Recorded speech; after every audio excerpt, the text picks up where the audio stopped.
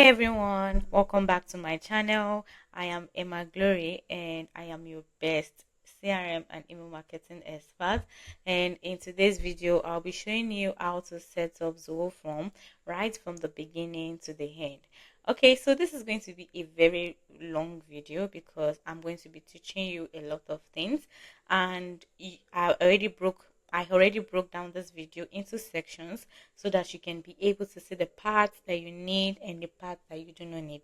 So I will advise, if you know how to set up some things already, you can just skip over and go to the parts that you need and just leave the ones that you know already. If you are struggling to collect leads, or you are struggling to manage all of your surveys, or if you are looking for a way to get data directly from your form to your CRM, Zoho Form is actually the best way to go. So Zoho Form is actually a very comprehensive form builder, and it is the jot form, or should I say it is a type form or jot form of Zoho workspace. So Zoho Form is a very powerful online form builder that lets you create everything from simple contact form to very complex and multi-page applications. And the best part is it doesn't just collect data. You can also set up workflows, you can set up triggers, you can set up notification, you can also set up push information into Zoho CRM.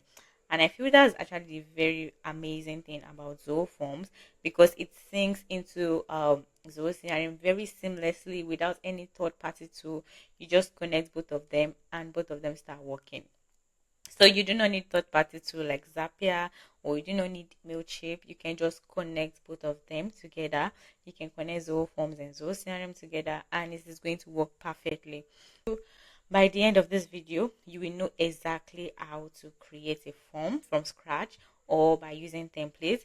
You will also know how to customize the different field type and designs. You will also know how to set up rules and automations and workflows. And you will also know how to share and embed your form on your website. And you also be able to track your submissions and connect everything back to your CRM or your email marketing system. So whether you're a business owner, or you are just like a mini organization, or even a big organization, and you're trying to collect data, this video is for you. So before we dive in, please do not forget to click on the subscribe button and give this video a like so that more people can find this video, and also so you'll be able to get notification when I make amazing videos like this. Okay, so you can access Zoho Forms in two ways. If you are signed in already, you can just click on sign in. And if you do not have Zoho Forms, you can just create an account here. You can put in your company name, you can put in your email and your password and your phone number and your location, and you can click on sign up for free. And when you click on sign up for free, it should take you to the page where it should take you to your new Zoho Form page. So another thing to note is that there is different pricing for Zoho Forms. There are different plans which you can subscribe to. And so for the pricing plan, we have different plans which you can pick from. We have the basic plan, we have the standard plan, and we have the professional plan. We also have the premium plan. So you can go with whichever one works for you. You can compare all of these features that each of the plan have, and check whichever one is going to work for your business. So for the basic plan, you can only have one user, and for the standard plan, you can have up to 10 users. For professional plan, you can have up to 25 users and 100 users. You can just check all of this and see whichever one is going to work for your business. Another thing you can also do is when you click on the plan that you want to work with, you just click on sign up now, and it's going to take you to the page where you can sign up. After putting in all of this information, and you can click on sign up for free. And when you click on sign up for free, it's going to take you to Zoho Forms, where you can start a free trial, a 14-day free trial. So after you sign up and you already signed up to Zoho Forms, you are going to get into a page like this. So when you get into this kind of page, and if you are using Zoho 1, you can just find You can just find Zoho Forms from all of your apps in here, and you can see Zoho Forms in here. Just click on it and you will get to this page. So in this page, as you can see, I have created different forms already, but since yours is going to be a new account, all this is going to be blank and it's going to ask you to create a new form. So now that you are in your forms page, you can see all of your forms. At the first menu, you are going to see the my form menu, and when you click on it, you are going to see all of the forms you have created. You can also click on the new form button to create a new form, and if this is a new Zoho Form account, you are going to see the space in here where it's going to ask you to start a new form, and you can click on the next button, which shared forms, and shared forms are all of those forms that have been shared with you by other people. You can also click on the organization user form to see all of the forms that have been created by other users in your organization. And when you check on my reports, you are going to see all of the reports you have created, or you can click on new reports to create a new report. You can also check for your shared reports, and that is going to check for every report that have been shared with you in your organization. You can also check in for your folder, and you can create a new folder and add various forms under that folder. You can also see your shared folder that have been shared with you by other users, and you can see the tags that have been assigned to you when a contact coming through a form, and you can see all of your approvals here, and you can also see the users that you have in your organization. And if you have access to add a user, you can click on add user. If you want to add another person into this account, you can also decide to change super admin if you want to. So you can also see your control panel over here, and you can see all of the settings that can be done in Zoho Forms. You can decide to adjust your add your custom domains, you can change your languages, and you can add SMS and integrate WhatsApp, and you can even add your domains, and you can do all of these in this control panel. The next part is the trash, and for the trash, you are going to see all of the forms that you have deleted. You are going to see all of those forms in trash, and when you click on it, you can permanently delete it if you want, or you can just leave it in.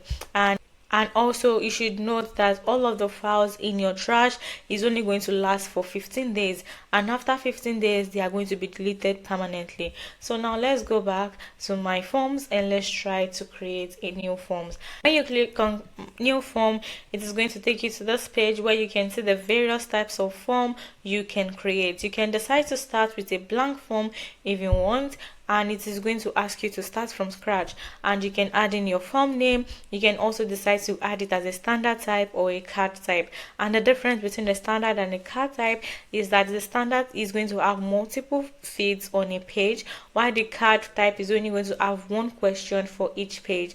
So you know all those type of forms that come when you add in a question. When a question comes on a page, then it clicks on next to go to the next question, on just like it's just a question for each page. So that is what the card is, and the standard is just like the regular form where there are multiple fields on a page. So when you pick on whichever one you want, you can click on create form, and it's going to take you to the page where you can create your form. You can also try in their AI forms. You can add in a prompt, and when you add in a prompt, it's going to create that form for you. You can also use all of their sample form prompts in here. As you can see, we have various prompts that we can use over here. You have the event registration, you have the one for contact us form, you have the one for job application. You can pick whichever one you feel is going to work for you, and you can add that in. When you add in the prompt, you can decide the tone that you want this form to be in. You can decide that you want it to be professional, or you want it to be conversational, or whichever one you want, you can actually use it. And after you do that, you can click on generate form, and it's going to generate your form for you. And as you can see, the AI form is loading, and it's going to bring in all of the fields that you are going to need for the particular prompt that you have added. Since we added in a contact us form, it has added all of this information, or it has added all of those fields, and you can decide to go ahead and edit whatever it is you want to edit by clicking on create form, and it's going to also create that form for you. So when you click on create form, it's going to create that form, and you can adjust this fields and change whatever it is you want to change. And after that, you go over to So that is for AI forms. And now let's go to the form templates, and when you click on form template, it is going to take you to the pre-designed page that has been done by Zoho Forms. So Zoho Forms are various templates that have been created by them, and you can decide to pick whichever one you want. And they actually have lots and lots and lots of options. You can decide to pick the registration form if you want. You can pick for real estate, you can pick for medicine, for education, for non-profit. They have lots of forms actually. They have the one for Thanksgiving, they have the one for working forms, for contact us, and for RSVP. You can also create a form for that. If you have a wedding and you want to invite people through a form, you can do that. If you have Christmas party, you can invite people with that form. If you have a birthday party, you can use it also. Okay, so when you pick whichever form it is you want to create, you can decide to preview it first to see how it is going to look like. And when you feel you're okay with it and you want to use the template, you can click on use form, and it's going to take you to the editor page where you can edit this form. So after that, you can go to the next one. And the next one is the CRM forms, and the CRM forms is used to create a form for particular modules in Zoho CRM. You know how Zoho CRM and Zoho Forms are connected. You can decide to create a form that is going to be mapped to a particular module in Zoho CRM. So you can decide to create forms for the leads module, or forms for the contacts module, or forms for even the custom module you have created. And I've added a video in here. You can check it up here. I created a video where you can create a custom module from scratch, and that is going to give you an idea of how creating a custom module from scratch works. So after you do that, you can decide to pick the organization that you want to add this form for, and as you can see, it has mapped out the organization. And you can decide to pick whatever module it is you want to create this form for. You can decide to create the form for the leads module, or for the contact module, or for the deal module. You can pick whichever one works for you. And after doing that, let's pick for leads. And when you pick for leads, you can also decide the layout you want to use. So if you have different layouts in your Zoho CRM, you can pick this the layout you want to use for this particular form. And as you can see, I have only the standard, so I'm just going to pick the standard layout. And when I click on next, it is going to generate all of the fields that it can find in my Zoho CRM account.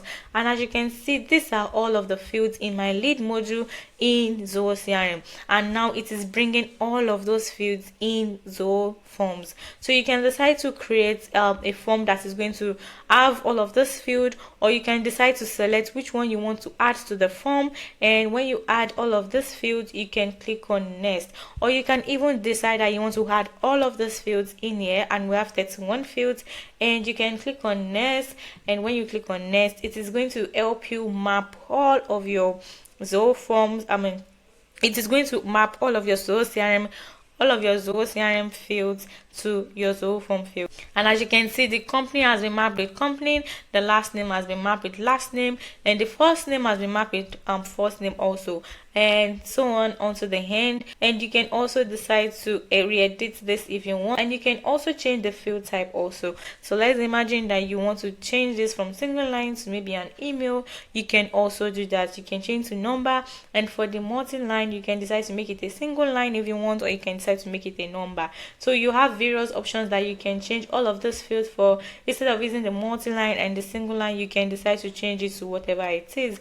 For instance, for the zip code, instead of using a single line, you can decide that you want to use a number field. Since zip codes are in numbers, you can just decide to use the number field. And for country, you can leave it as single line. And for the Skype ID, since it's an ID, then we can use a number also. We can also decide to change, you can decide to change this however you seem fit. And after you are done, you click on next, and it is going to ask you to put in your form title. And when you put in your form title, you can name it a lead form or whatever it is you want to name it. And you can decide if you want the form type to be in standard type or the card type. And after you pick the type that you want, you click on create form, and your form will be created. The last option, which is the PDF to form, the PDF to form just allows you to download or to upload a PDF into Zoho Forms here, and the PDF is going to have all of the questions you want to add to the form. Then it is going to generate that form for you. So let's imagine that you have a PDF or you have an image that you want to replicate. You can just get the image of the form, or you can get the PDF of the question, and you can just bring the form in here, and Zoho Forms is going to help you create that kind of form. And that is actually amazing because you can get a sample somewhere and you just bring in the image here, and it is going to create that form for you. This is for PDF to forms.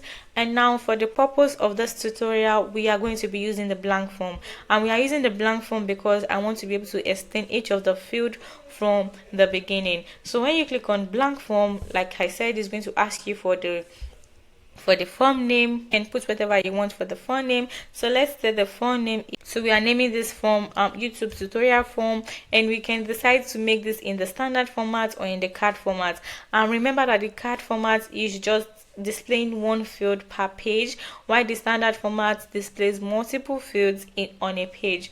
So let's choose the standard format, and you can click on create.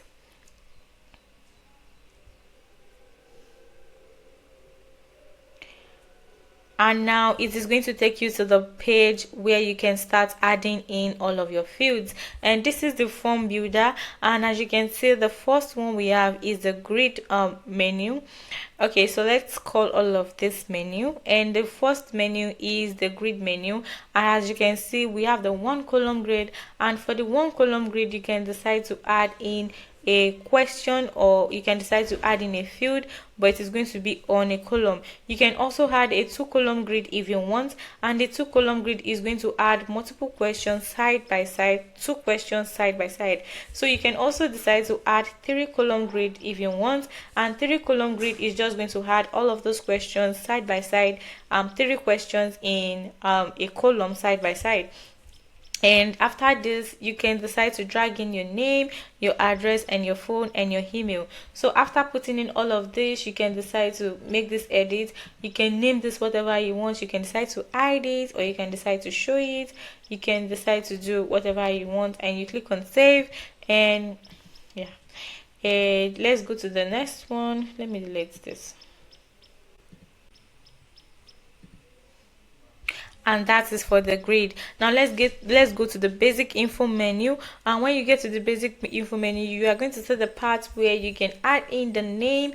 You can add in the name, the first name, and the last name. You can also decide to click on this setting jar, and you can decide to add in or change this name however you want. You can decide to change this to patient name, or you can decide to change it to student name, whatever it is you want to add. You can also decide to add in some instructions like please fill in your name, and please fill in your full name, or whatever you want to add. You can decide to make this small or large or medium. And for the title, for the name element, you can decide to add in the title, and you can decide to add in the title. And when you click on this I button here, the title is going to show up. You can also decide that you want to collect their middle name, and you click on the I button also, and it is going to show up the middle name. You can also decide to drag in the middle name into the middle, so that the first name comes first, then the middle name, and the last name. Or you can also decide to drag in the last name first if you want. You can arrange this however you want, however you seem fit. And I do not want the middle name. I'm just going to unsee this. And for this, you can make this mandatory if you want. You can decide to make the title mandatory, or make the first name and the last name mandatory, or just leave the title the way it is. You can also decide to add various other titles if you want. So apart from Mr., Mrs., and Miss, you can decide to add whichever one you want. And you can also decide to remove by clicking on this red button to remove whichever option you do not want. So you can decide to make the input type. That means that means what people can type into the box for the name. You can decide to make it any character, or you can decide that you only want them to be able to type in letters only, or you can decide to make them type letters and numbers. But since we are using for name, let's say letters only. And you can decide to also configure your placeholder, and you can add a placeholder for each of your text. for each of your field, and you can decide to add a placeholder like please fill in your first name here, and please fill in your last name here, and please fill in your title here. And when you put all of this placeholder, you can click on done, and that will be done. And you can decide to hide your field if you want. If you do not want the field to show up, you can decide to hide it, and you can decide to disable this field if you do not want people to be able to fill in anything into that field. So when you click on disable field, they are not going to be able to fill in the field, and we do not want that, so we remove that. And you can also mark as personal if you want, so that you and only those who you have decided can have access to this form. And you can also encrypt it if you want. And to encrypt this is going to allow you to add a code to a form, so that only you can be able to see that particular field, because we do not want any other person to see that particular field. We can encrypt it, and that means it is a personal information, and you do not want all of your users to see the field. And after that, after you have done all of this, you can click on save. And when you click on save, all of your settings has been done. You can also decide that you want to add in the address, and when you drag in your address in here, you can put it in here, and you can use the jar button over here, and you can decide to change the name of the address if you want. And for the instruction, you can decide to add in the instruction for the address, like put in your work address, or put in your home address, or whatever it is you want to add. You can do that. You can also decide to make some of these fields mandatory if you want. Just click on the ones you want to make mandatory, like maybe only their street address, or you want to know their country only. You can decide to make the country mandatory. And for the street address, you can decide to unsee this, and that means it is not going to show up in this address form. And you can also decide that you do not want people to see the line too, so you can also take that off from the form. And you can decide you do not want people to fill in their city, then you can remove that. You can also click on it for it to show up in the form. And you can also decide that you want to show the form element label, and that means you can be able to see each label for each address field. And you can also decide to auto fill the address from Zoho Maps or Google Maps. You have to configure that to work. And you can also decide that you want to auto generate the state list, and or you can decide to add in a text input.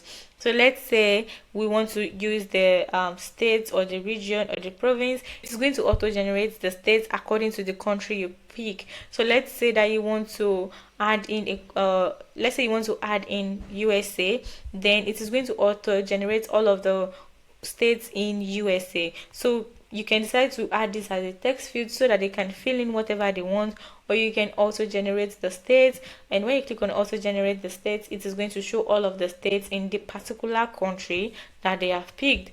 You can also decide to allow all of the countries in the world, or you can also decide to add only selected few countries. So that means people from other countries will not be able to fill in this form. So you can decide to unselect all and pick only the countries you want to add into this form. So that means other people from other countries that are not picked will not be able to fill in this form. You can also click on this to select all of the states, and when you do that, you can click on done. And you can also click on your default settings, your default country, sorry. So for the default country, you can decide to set it to a particular country, or when they come into that form, you can decide to set it to maybe United States, or you can decide to set it to the UK or Nigeria, or you can also decide that you want the country to be mapped by the IP location. So Zoho Forms is going to check the IP location of the particular device that they're using, and it's going to be able to track in the location by using the IP address, and that is going to be added. And for the placeholder test, you can decide to configure a placeholder test for each of this field. You can say for the street address, you can say something like please add in your street address, and you can say for the city, you can say what is your city. You can just add whatever placeholder works for you. And when you are done, you click on done, And the next one is to hide the field or to disable the field. You can also do that. You can mark as personal and you can also encrypt. When you are done with all of these and you make sure all the settings are okay, you click on save, and when you click on save, your address field will be saved. The next one is to drag in your phone field, and for the phone field you can go over to the settings also to make some adjustments. You can decide to make the field format to be international, or you can make it in a particular format. So for this format is for, I think, US numbers, yeah, or you can just decide to make it international so people from anywhere can fill in the type of phone number that you are using. And you can also decide to make this small or large or medium. You can also decide to add in a placeholder text like please fill in your phone number or please fill in your work number, whichever one works for you. You can also decide to add in an over text so that when people over on that field, they can be able to see whatever text you have added in. You can also decide to include country code, and this is good so you can be able to get whatever country they are coming from. So for the country code, you can say that you want to allow all countries, or you can decide that you only want to allow selected few countries. So you can pick whatever country you want to allow, and when you click on the countries, you will be able to click on done, and by default all of the countries are actually listed, but you can just click on done and it is going to add all of the countries in here. And you can also make the default country by IP address, or you can make a default country by picking any of these countries in here. So let's say you are sending this form particularly to students in USA or students in Nigeria. You can decide to make this, you can decide to pick Nigeria for this, or you can decide to pick USA for this, and that means when they are coming into this form, the country code that is going to be showing up will be USA, but they can be able to change it also. You can also decide to add in an initial value, and the initial value is going to show up on the form field. When they come into the form, at first it's going to show that initial value, but they can be able to remove it and edit it if they want that. And also for the range, you can decide that you want the minimum of 5 numbers and you want the maximum of maximum of 15 numbers in the phone number page. So that means they cannot put a number below 5 and they cannot put a number above 5. And this is good if you want them to be able to put in the right phone number for a particular country. So we all know that there are some countries that have 11 digits numbers. You can make sure that the maximum they can put is 11 digits, because anything above 11 digits is already a wrong number. So you want to make sure to set this up to whatever country you are targeting this form to, or you can just decide to use something at a maximum so that people from different countries can be able to put in their number. So after you've done this, you can click on mandatory to make this mandatory, and you can click on no duplicates, and you can click on allow only numbers. And when you click on allow only numbers, it's going to allow those people filling in the form to only put numbers, so they cannot put letters. And you can also decide to add in a phone input confirmation, so for them to be able to confirm this number, you can also allow that. You can also do that. You can also allow them to do the OTP verification, but to do that you will need to connect your SMS or your WhatsApp business. And for the hide field, you can decide to hide this field if you want, or you can decide to disable this field if you want. So let's remove this. Yeah, so when you are done with all of the settings over here, you click on save and your form will be saved. The next one is the email, and when you drag in your email over here, as you can see, this email has been dragged, and you click on the share button here, and you can change this to whatever you want. You can name this your work email, you can name this your home email, or whatever it is you want to use. You can also add in some instructions for them to fill in the form. You can also add the field size to be small, to be medium, or to be large, whichever one works for you. And you can also add a placeholder text and a hover text and an initial value, and you can make this character limit to be 255 maximum. So that means they cannot be able to put more than 255 words for their email. And you can make this mandatory if you want. Yeah, it's good to make the email mandatory, because we need to get their email. And you can also decide not to get any duplicates, and you can include email confirmation if you want. So that means they can be able to confirm their email when they put in the first email in the first test. So no, so this is how the confirm email works. Now when they put in their email in this first box, then they can be able to confirm the email by typing the email again in the second box. So you can also decide to remove that if you do not want that.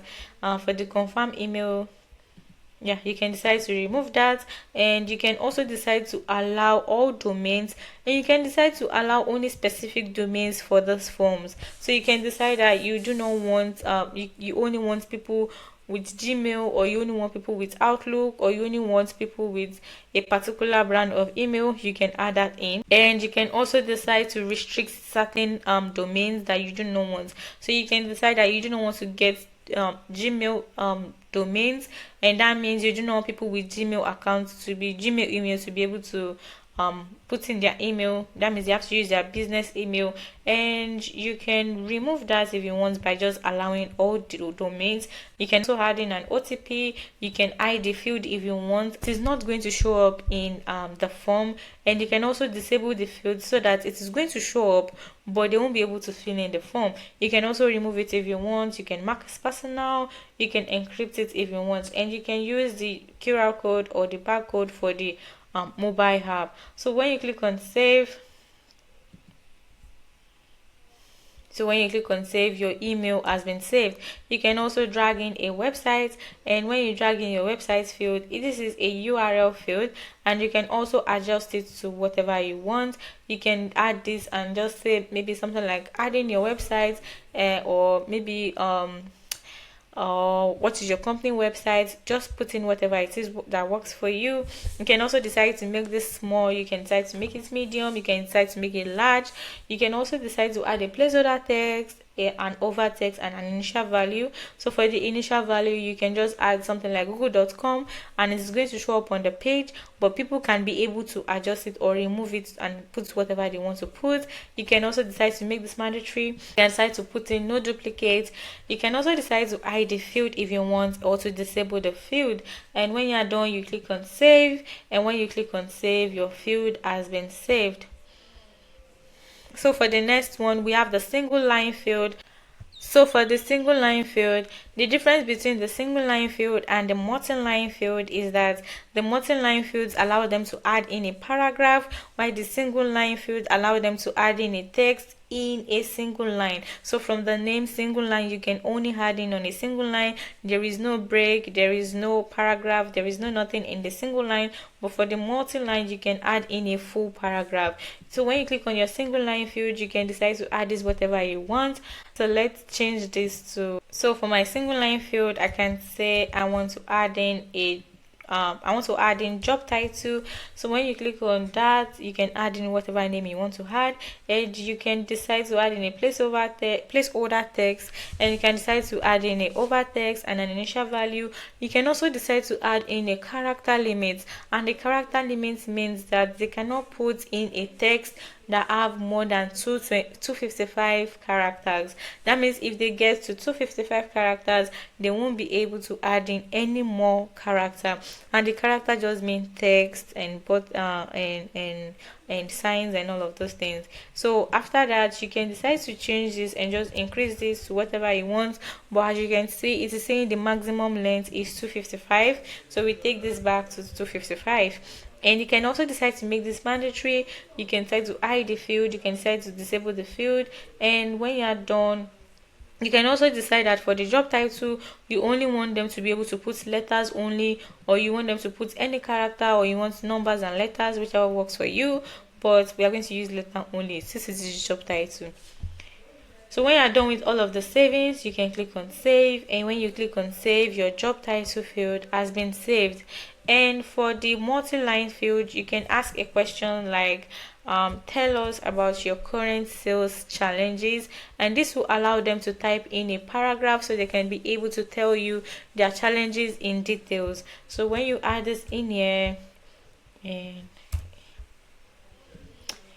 So when you ask for tell us about your sales challenges, you can add in your instruction, like you can say something like tell us about the problems you are facing in your sales process, or tell us about the problems you are facing with your sales pipeline, or whatever it is you want to add.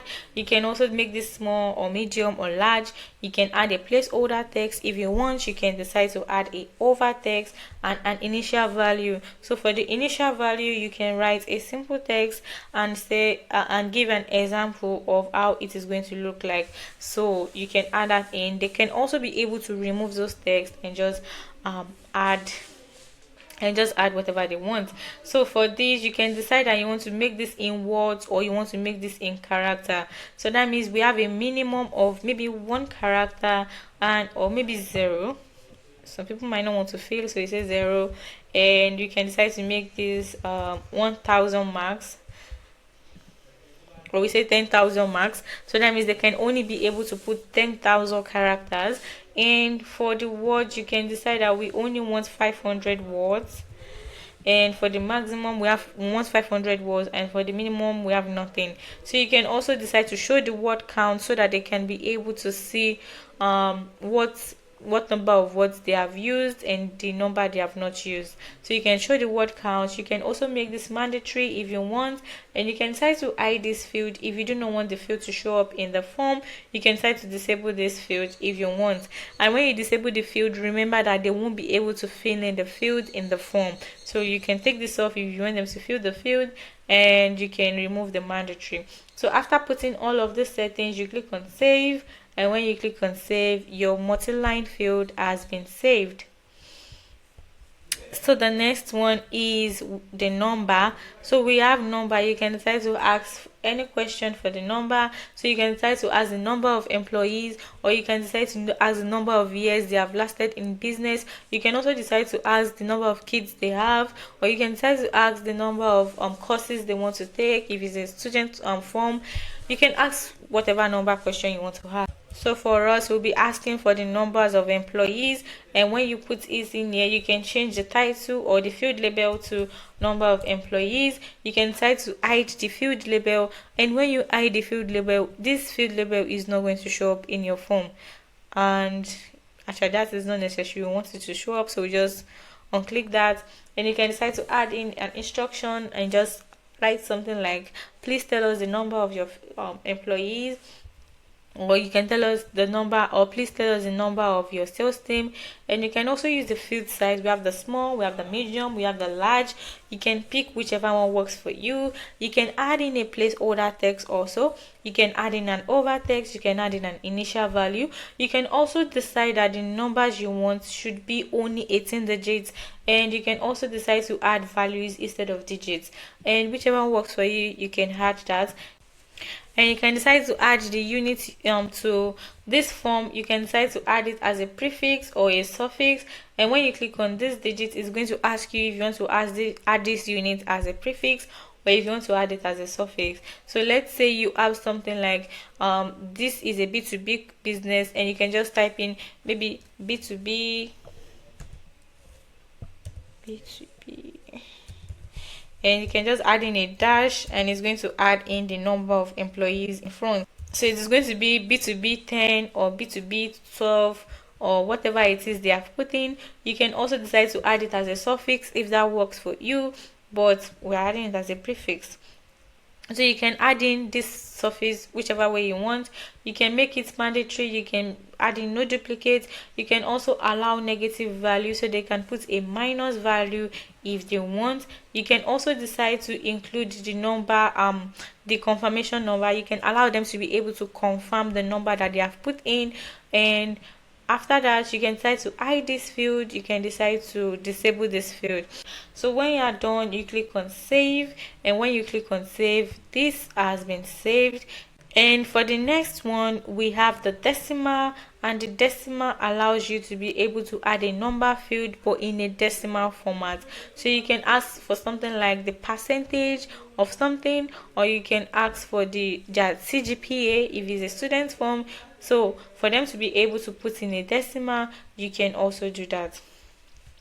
So for this, we will be asking for the current conversion rate, and we can be able to add that in Zoho Forms. So when you come over here to the decimal, you can decide to change the name to this current conversion rate. You can decide to ask them questions like what is the current conversion rate of their country to USD, or you can also decide to make this small, medium, or large. You can add a placeholder text, you can add an over text. You can also decide that the separator should be a comma or should be a full stop or a period.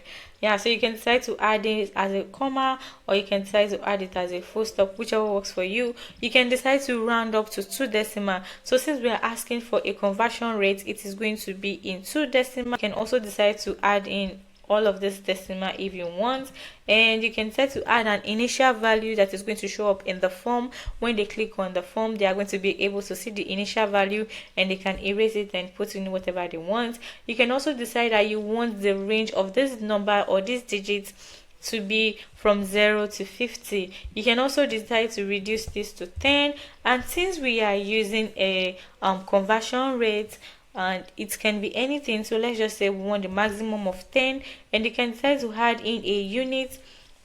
So you can decide to add a particular value as the prefix or as the suffix, whichever works for you. And you can decide to make this mandatory, or you can make this no duplicate, or you can even allow negative value, and you can decide to include the decimal confirmation so that they can be able to confirm what they have put in. And when you are done, you can click on save, and when you click on save, your decimal field has been updated. So the next one is the formula field, but for the formula field, I want to come back to the formula field because I want to explain extensively what it means. We can also add in the currency field, and the currency field allow you to be able to ask them a particular amount question. So you can ask what is the sales for last year, or you can ask something like how much is their budget, or you can ask something like how much is their school fees. Whichever one works for you, you can add that as the question. So for currency, we'll be asking for their annual budget. So let's copy this and let's just paste it in here. So for the field, for the currency field, we can add in the annual CRM budget, and we can be able to ask them what their annual CRM budget is. You can decide to hide the field, you can make it small or large, add a placeholder text, and you can also decide to change in the currency if you want. So if you want to use a particular currency, you can decide to use USD, and you can decide to choose whatever currency from all over the world. So you can pick whatever currency works for you. I'm a Nigerian, so I am going to choose Naira. Where is Naira? Oh my god, Naira is not here. Oh, it's there. Naira is there. Yeah, so you can decide to choose Naira, and it's going to ask you if you want to add this as a code or if you want to add it as a symbol. So this is the symbol for Naira, and this is the code for Naira. So let's say you want to use the code and you want to use the separator also. You can decide to make the separator a comma, or you can decide to make the separator a period. You can also decide to round to 2 decimal, or you can decide to round to 1 decimal. Since it's a currency, it can only be rounded to 2 decimal max. That's the maximum. And after this, we want to be able to add in the range, and we believe that if you're having 50 digits for your annual budget, yeah, that is actually a very big company and I don't think anyone can have 50 digits as the maximum. So let's just reduce this to, let's say, 15. I'm thinking 15 is too much. Yeah, 15 is too much, but let's just keep it as 15, and you can decide that that is the maximum of digits they can put in for their annual budget. You can also make this mandatory, you can add in no duplicates, and you can also add in negative value. And actually negative value cannot work here because that means they are in debt. So you can also decide to hide the field, you can decide to disable the field, you can make it personal if you want. And when you are done with all of those settings, you can click on save, and as you can see, my annual budget has been added, and it is adding the Naira code. So that means if they put any amount in here, it is going to be in Naira. You can decide to change this code to whatever country code you want to add, and that is fine. For the formula is just like a field where you can be able to calculate two things, or two or more things, actually two or more fields, not things, field. So you can decide to calculate the number of employee with another number field. So let's say we want to calculate the number of employee and the salary of each employee. So let's say we have the number of employee, then let's add salary field. Remember that if you want to add in a salary field is going to be a currency field. Okay, so we add in this in here, and we can say this should be salary. So for each employee, so you can decide to add this in as salary for each employee, and you click on save. Oh, it's in USD. Okay, so we can say that for the formula field, the formula field just allows you to calculate. It allows you to calculate two or more fields, and you do not need to start manually calculating the fields yourself.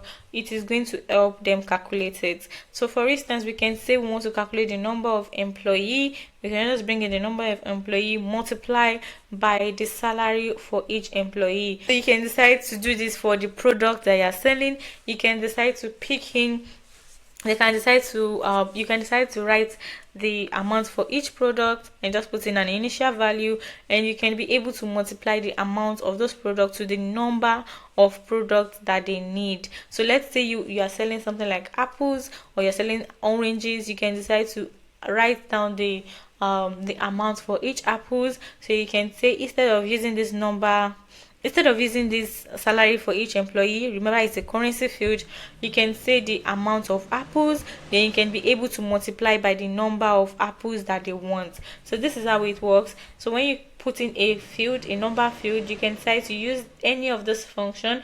Remember that this is multiplication, this is minus, this is addition, this is full stop, and this is division. Yeah, so this is division also. You can also say the number of employee multiplied by salary of each employee, and that is going to give us the total amount of salaries that is paid every month. So that can help them calculate that. You can also decide to use these functions here, and you can check in for the day difference and the month difference. So let's say we have a date field. Let me add in a date field quickly, so I can show you how it works. So let's say we want to add in this date field, and we want to say something like date of birth. So let's say this is date of birth. So you can add this field as a date field, and when people put in this field, you can come over here to your formula field. Where is my formula field? My god, it did not add. Okay, yeah, this is my formula field. Oh shit, this is my formula field. Oh, and I can decide to edit this formula over here, and I can say I want to use, instead of using multiplication or addition or any of this, I can decide to use this function. And what the function means is that I can calculate for a date field also. So I can add in a date of birth, and I can say the date of birth minus the current date. So I can add in something for the day difference, and the day difference is just going to calculate the difference between 2 days. So let's imagine that we have a conference and we want to calculate the time that they will be available to the dates of the conference. You can decide to do that. You can just pin this whichever way you want. You can add in a month difference also. You can add in a year difference, and for the year difference, the best scenario I can think of for year difference is to calculate their age. So let's say we have a birth, or remember we have date of birth in here, and they can be able to, when we click on the year difference, it is going to ask us for this first date fields. Then we can say their date of birth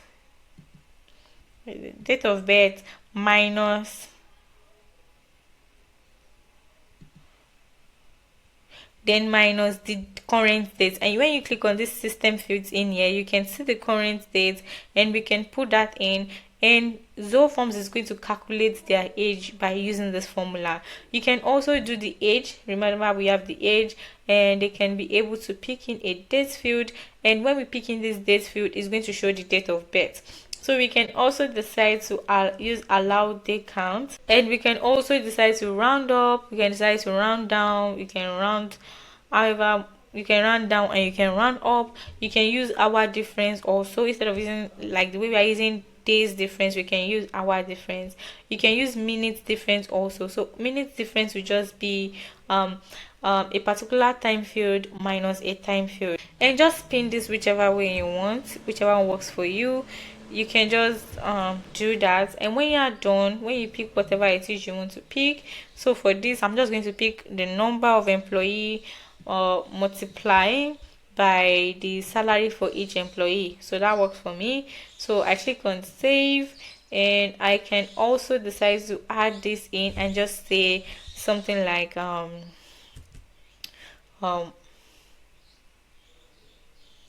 salary expenses. So I can decide to add that in, and I can also decide to add in a separator if I want. For this formula field, I can decide to round it up in case it is bringing out decimal. I can say I want to round it up to just 2 decimal, and that is it. And I can click on save, and when I click on save, that has been saved as my formula field. Then the next one, we have the drop down field, and for the drop down field, the drop down field is just you creating a question field where people can be able to pick different options, and the drop down only allows one option. So for the drop down field, we can say the CRM you currently use, and we can add in all of this option. So for the CRM they currently use, we can say this, and we can decide to add in the instructions, like ask them what CRM are you currently using in your organization, and you can decide to make this a drop down or a radio, and we are going to see the difference in a minute. And you can decide to add in the field size as small, as medium, or whichever works for you. You can decide to add this choice manually, or you can decide to add in use a global list. But for you to use a global list, you have to create one in your settings, and when you click on that, you can just add manually. So we can add different options like Zoho, and we can add another option HubSpot, and we can add another option Pipedrive. Yeah, so for the other options allow people to be able to put in another option that is currently not available in the options we have put in. So that means if they're picking orders, they can be able to type in their own CRM that they are currently using if the choice is not available in the options that we have given. So you can decide that you want this order option to be included in the choice, and you can also decide to sort this choice whether ascending, alphabetically ascending, or descending order. You can also decide to make this mandatory if that works for you. And when you're done with all of this saving, you click on save, and when you click on save, that has been saved. The radio field works exactly like the drop down field. The only difference is that the radio button is going to list all of your options in here. You can see all of your options. Why for drop down you cannot see it? You are only going to see it when you click on the select button. So for the radio button, you can also decide to ask in another question. So let's ask them, do they have a CRM do they have a sales team, or do they have a CRM team, whichever one works. So you can ask them this question: do they have a CRM team? And you can be able to pick radio or drop down, and you can also decide that you want this to be 2 column, or you want this to be 3 column. So that means your option is going to be, if it is 2 column, it is going to be side by side in 2 places, and if it is 3 column, it's going to be side by side in 3 places. And you can also decide that you only want your column to be side by side, and you can decide to add an overtext, and you can decide to add in your option: do they have a sales team? So you can say yes, or you can say no, or you can say maybe. And you can also decide to add the order field if you want. I mean, the order choice. The order choice will allow them to be able to put in their own option. You can also decide to include the choice availability. So what the choice availability mean is that they can be able to pick, you can be able to allocate a slot for each all of this option. So let's say we only want 50 people to pick yes, and we want 50 people to pick no, and we want 10 people to pick maybe. So we can be, this actually works best if you are using something like you have products that you are selling and you want to ask people the product that they are interested in, and you have limited supply of those products. So you can be able to add those slots in here so that people can be able to pick and they can see the available options, the available numbers for each product. You know how you want to do your shopping and they say something like 5 units left, yeah, so it's available here also. So where it's saying that if the total number is reached, what do you want to do with the choice? You can decide to disable this choice, or you can decide to hide the choice. So if you are hiding it, that means if the 50 slot has been picked, then this field is not going to show up in here. So let's say you have different products that you are selling. You have apple, you have orange, and you have mango. You can decide to allocate this slot. And if 50 people pick apple already, you can decide to hide the choice, or you can decide to disable this choice, whichever one works for you. You can also decide to show the remaining quantity, sorry. So that means if people are picking, and they can be able to see what quantity remains. So we can say something like 49 remaining, or we can say 50 remaining. And you can also decide to even change this remaining to something like 49 left, or 50 left, or whatever it is you want to add. And for this option, remember that we cannot use the other option for the choice availability. So when you are done, you click on done, and that is going to be saved. You can also edit the choice availability you just added, or you can decide to remove it if that works for you. And for the choice, you can decide to sort the choice ascending or descending. You can make it mandatory, and you can do all of these. And when you pick all of these settings, you can click on save. And when you click on save, your field has been updated. We can also have in a checkbox, so you can decide to edit this checkbox to whatever you want. And you can say something like you can use the same question. Let's use the same question for this, and we want to say yes for this, and we want to say no for this, and we want to say maybe for this. And you can decide to add the other option if that works for you. You can also decide to add in a choice limit. For the choice limit, you can decide that you only want them to be able to pick a minimum of 1 and a maximum of 2. So that means they can pick more than one option for the radio. They can pick more than one option for the checkbox option. So you can decide that you want them to be able to pick the maximum of 3 and a minimum of 1. So that means they must pick something if you are choosing a minimum of 1, or you can just use 0 if you do not want them to pick anything. Oh yeah, it's 1, sorry. So it's 1. So you can also configure your choice availability like we did for radio field. You can decide to sort this. You can add this as mandatory, and you can click on save. And when you click on save, that has been saved. You can also the next one, you can decide to add image choices. And now for image choices, it's like multiple choice, but it is in an image format. You can add image, and you can add the label, and you can add the value. So let's say we want to ask them for their type of CRM, or let's say let me see, yeah, so let's say we want to ask them what CRM they are using, or want to ask them what CRM they have used before. We can decide to upload the logo of different CRM so they can pick the CRM that they have used. So let's try that. So let me upload some logos here. Okay, so I want to add the HubSpot logo, so I'm just going to add this in, and I'm going to add in another option. I'm going to click on upload, and let me see if I can get another CRM. So let's add Pipedrive. I'm just going to add Pipedrive, and I'm going to add, let me add one more.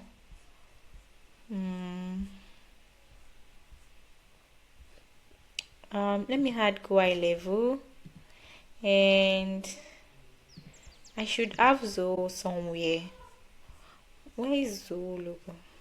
Okay, so I have found my Zoho CRM logo, so I just click on open, and now I have 4 options of CRM, and I can decide to add in the name for each of these. So I can say this is HubSpot, this is Pipedrive,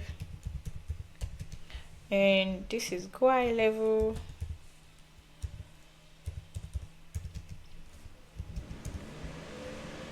and this is Zoho CRM. And I can also decide to add in a value like 1, like 2, like 3, and like 4. So now this is the image option, and you can also decide to choose the choice availability. Remember how we set that up? We can have maybe 10 slots for HubSpot, or 10 slots for Pipedrive, or 10 slots for Zoho CRM. Which one also you can just add that in for the configuration. You can also decide that you want to use a checkbox instead of radio, or you can decide to use only images. So if you are using only images, that means they can only pick images and there is no need for using radio. So after you are done with all of this, you want to click on save, and that is going to save your image choice field. And let's see how that looks like. And as you can see, this is how it looks like, but we can also change this label name. So let's change this label name to something like which CRM. So let's say something like which CRM have you used before, and they can be able to pick whichever option works for them. You can also decide that you want the size of the images to be small, or you want it to be medium or large, whichever works for you. You can also say that the arrangement should be side by side, or to be 3 column, or to be 2 column, whichever works for you. But you can say you want it side by side. You can also decide to show the image label, the label we added for each images HubSpot.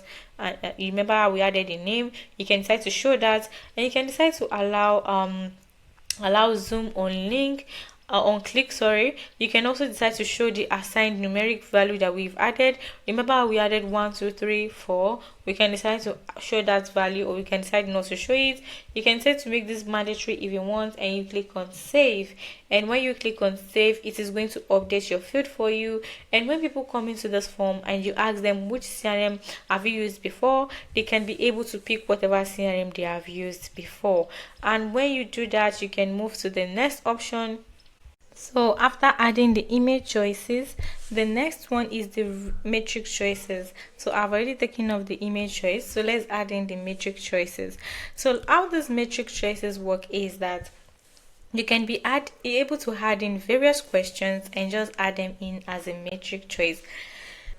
So when you drag in the first one, like for instance, let's take a look at this radio choices, and as you can see, we can be able to add in a question. So for instance, we already asked the CRM they currently use, and we can ask them to rate the current CRM they are using. So we can say for the current CRM you are using, the first question can be how easy it is for you to use the CRM. So we can say ease of use, or we can say the automation process, or the third question can be the automation process. So the first answer can be very good, or the second answer can be very medium, or the last answer can be very bad. So whichever one works for you, you can just set this up and just try to tweak it whichever way works for you. The same thing applies for the checkbox, and the checkbox also goes with that format. You can also ask questions for the checkbox. You can ask them something like,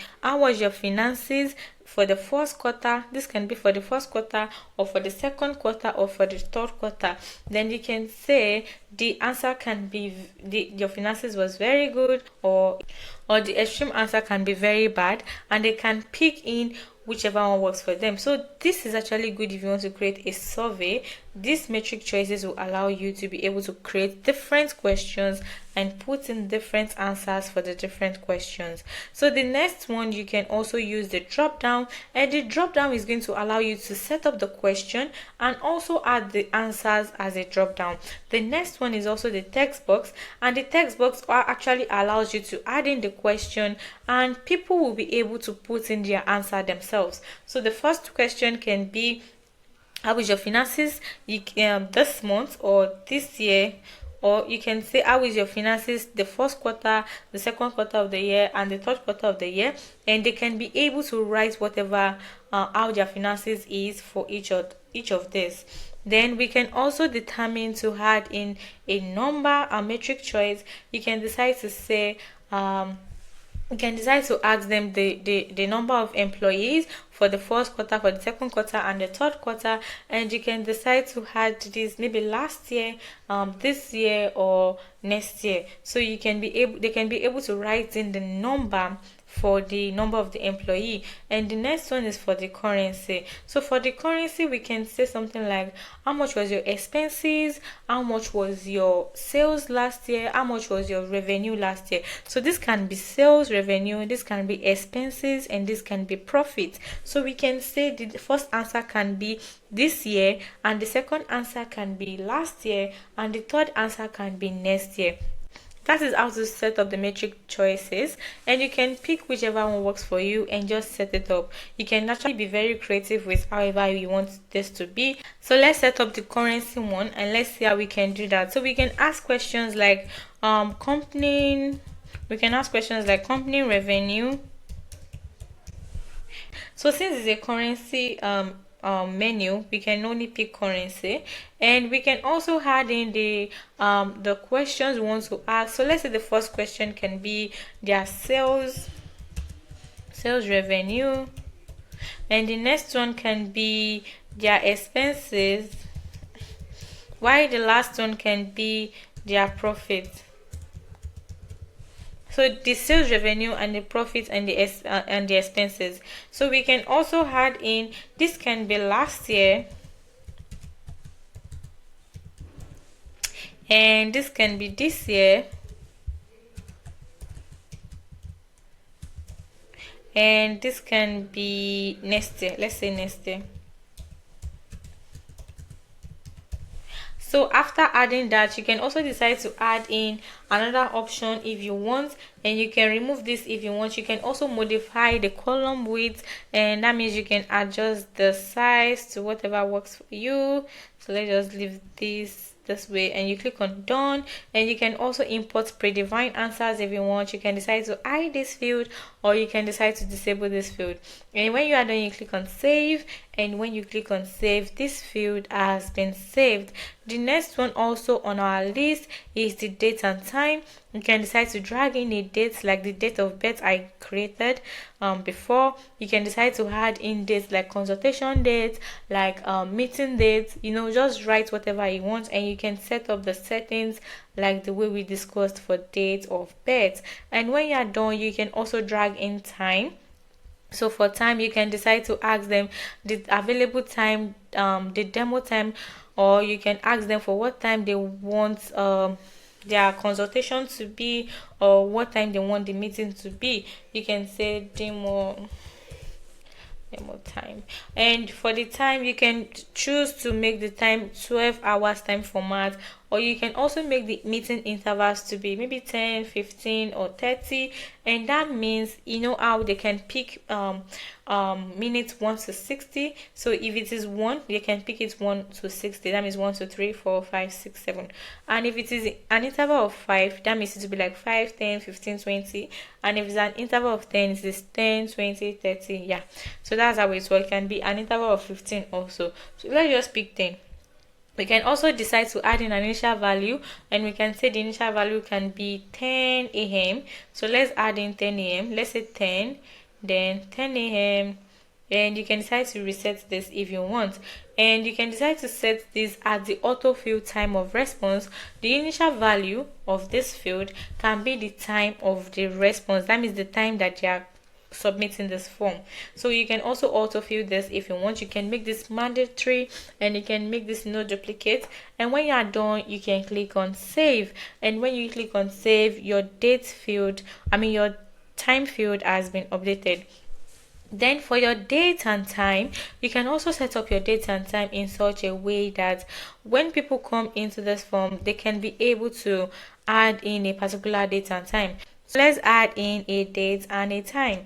So when you click on this, you click on the settings, and it is going to ask you to change the name if you want. So let's add this as meeting date and time. So meeting date and time. Okay. So we can decide to hide this field, and we can decide to add in an instruction, and we can also decide to add in a placeholder text, and we can decide to add in an over text. And remember the time format, you can do this here also. You can also decide to say, you know what, we want to autofill the date and the time of the response as the initial value. You can also decide that your week starts on Monday instead of Sunday, and you can decide to add in all the days of the week. But since it's a meeting menu, or since it is a meeting field, we do not want to add weekends because we do not work on weekends. And we can add in all time, or we can decide that, you know what, we do not want all time, we only want to choose a time range.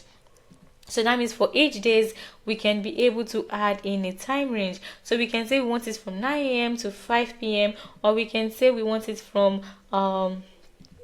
7 a.m. to 11 p.m., or we can say 11 a.m. So is that we use 9 to 5, or we just remove 9 to 5 and use 7 a.m. to 11 a.m. and we can also add in the afternoon time to be, maybe let's use 12 p.m. 12 p.m. Let's say 12 p.m. to 5 p.m. So that means there's a lunch break between this, and when you are done, you can click on done, and that will be added. You can also decide to set this field as mandatory, or you can also use no duplicate. When you are done and you made all of the settings, you can click on save. And the next one to do is for the month and the year. So for the month and the year, we can decide to drag in a date, and we can just add this month and year, and we can name it contract renewal month. And let's just add that in. So we can add this as contract renewal month, and we can decide to add in instruction and add in an initial value, or we can use the autofill for the month and the year. So this is going to autofill the month and the year of response. For instance, if I'm filling this form this month, it is going to be in August.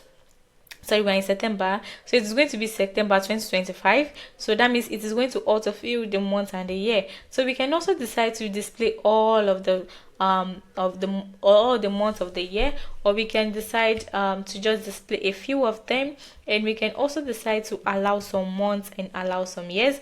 We can say we only want past months, or we say we only want future months. And since it is a renewal date, it should be in future. And you can also decide to include the particular dates and months of the year. You can also decide to make this mandatory. You can decide to show the field, and you can also make all of the settings, and you can click on save. And when you click on save, your month year field has been saved, and people can then be able to pick the month and the year for this particular field. So the next field to add now is for the file upload.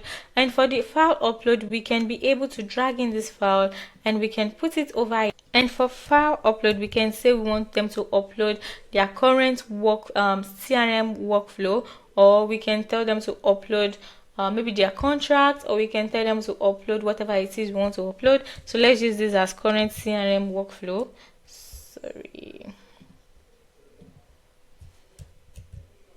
And we can also add in instructions if we want. We can add in the over text. We can also say that, you know what, we only want to accept PDF for this file, or we only want to accept documents or TXT file.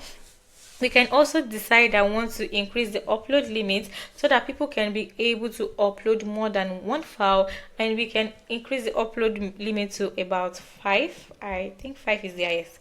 Yes, 5 is the highest.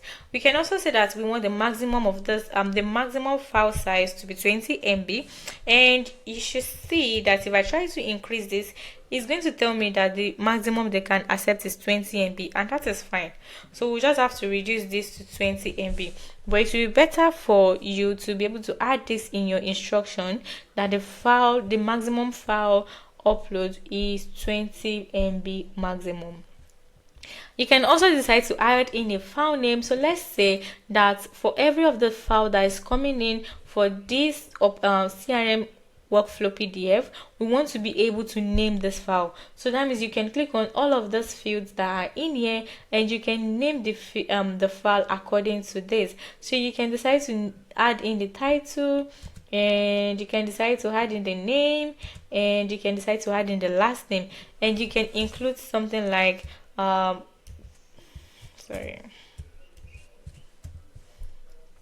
so you can decide to include something like CRM workflow PDF.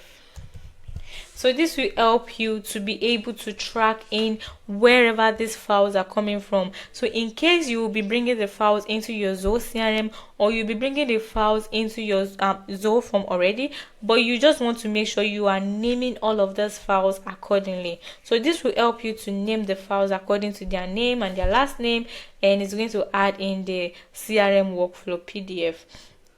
So when you are done, you want to click on mandatory. If you want it mandatory, you can also hide or disable the field. And when you are done with all of the settings, you click on save. And when you click on save, your file upload field has been added. Then the next one is for the image upload. And for the image upload, you want to drag in your image upload and put it in here. Click on the settings, and you can decide to change the settings to whatever you want. So let's use something like upload your company logo.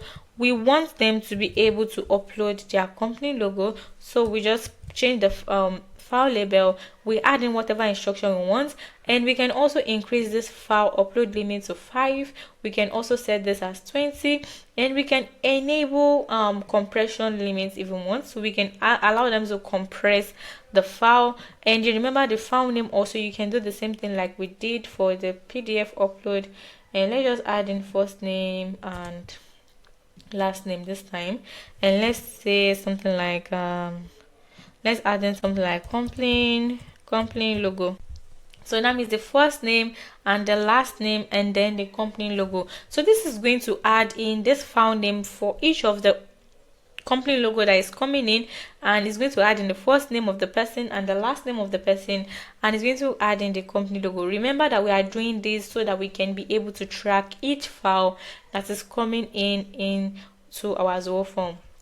We can also decide that, you know what, I do not want to accept some types of image types, so you can just pick whatever type you want to accept. If it's JPEG you only want to accept, you can click on that, and you can also click on PNG. You can click on the web format, or you can click on GIF. You can use whichever one works for you, or you can just say, you know what, I want to select all of this and just select it, or you can just say you want all image type. You can also decide to hide this field and make it mandatory. You can also use the photo gallery, and you can decide to alternate it, or you can use the timer. And you can also decide to add in the camera, so people can be able to take picture of an image, or they can be able to snap whatever it is they want to snap and just add it as the file upload. And you can also enable compression, and you can also include the camera modes. You can allow them switch between both camera modes, and you can also decide to add in the address, the longitude and the latitude, and the date time to these images. And just so that this is actually not really compulsory, but you can just add that if you want. And you can click on save, and when you click on save, your image upload field has been added. Then the next thing you want to do is to add in the audio and the video upload. So for the video and the audio upload, you can allow people to be able to record something and upload it into that form. So let's say we want to allow them to sing a song, you can do that and just allow them to attach that audio file into the form. You can also allow them to record something like testimonial, or you can allow them record a short clip about their company, and they can be able to upload that video file. So let's say we are choosing video, and you can go ahead and edit this, and you can give in instructions if you want, and with it you can change the media type to audio if you want, or you can change it to video, or you can leave it as video. Sorry, you can also decide to change the upload limits to 5, so that means they can be able to upload up to 5 files. You can also decide to change the maximum file size if you want, so that means they can be able to upload up to 20 MB video files. So you can also decide to add in the file name, remember the first name and the last name, and you can say, you know what, I do not want to accept certain types of video types. You can just pick the custom ones you want to accept, and you can decide that you only want to accept in MP4, or you can decide to accept all of them. You can also decide to add this as mandatory field, and you can also allow them to take a picture. They can use the rear camera, or they can use the front camera, and they can also use their media gallery. That means they can upload the file from their media gallery, and they can also switch between the cameras. They can switch between the front camera and the back camera, whichever one works for them. And after you are done with all of the settings, you want to click on save, and when you click on save, your field has been added. So the next field we want to add now is for the one for rating. Now for rating, we can allow them to put in the rating they want to give us, or they want to give our company. We can say something like rate your CRM satisfaction level, and you can decide to add in the instructions. Also, you can decide to use numbers instead of symbols. Symbols are actually very popular, but you can decide to pick numbers. So that means they can pick from the scale of 1 to 5, and they can pick whatever number fits their satisfaction level. You can also decide that, you know what, we don't want to use 5, we want to use 10. And we can also decide that this symbol, we don't want to use star like it's commonly used. We can use another thing like maybe fire emoji, or we can pick any of this emoji in here. So you can also decide to add in an over text, or you can decide to change this count back to 10, back to 5, and you can even use 7. You can use whatever you want. So you are saying that on a scale of 1 to 5, how is your satisfaction level? Or on a scale of 1 to 10, how is your satisfaction level? So just switch this up to whatever you want, and you can make this mandatory, and you can click on save when you are done. And the next one is for the slider. So the slider is almost like the rating, but there is something different. So let's see what's different between both of them. So you know how we can be able to track their satisfaction level also? We can do it for slider, but slider is going to be like on a range of 1 to 100, and it's going to allow them to be able to drag these blue elements around whatever number is their satisfaction level. You can decide to make this small, or make it medium, or make it large. You can also decide to add in an initial value if you want. So you can decide to add in a step value. So for the step value, you can decide that you want it to be in 10 intervals. That means if 0 is the minimum and 100 is the maximum, and we're having 10 intervals, that is going to be 10, 20, 30, 40.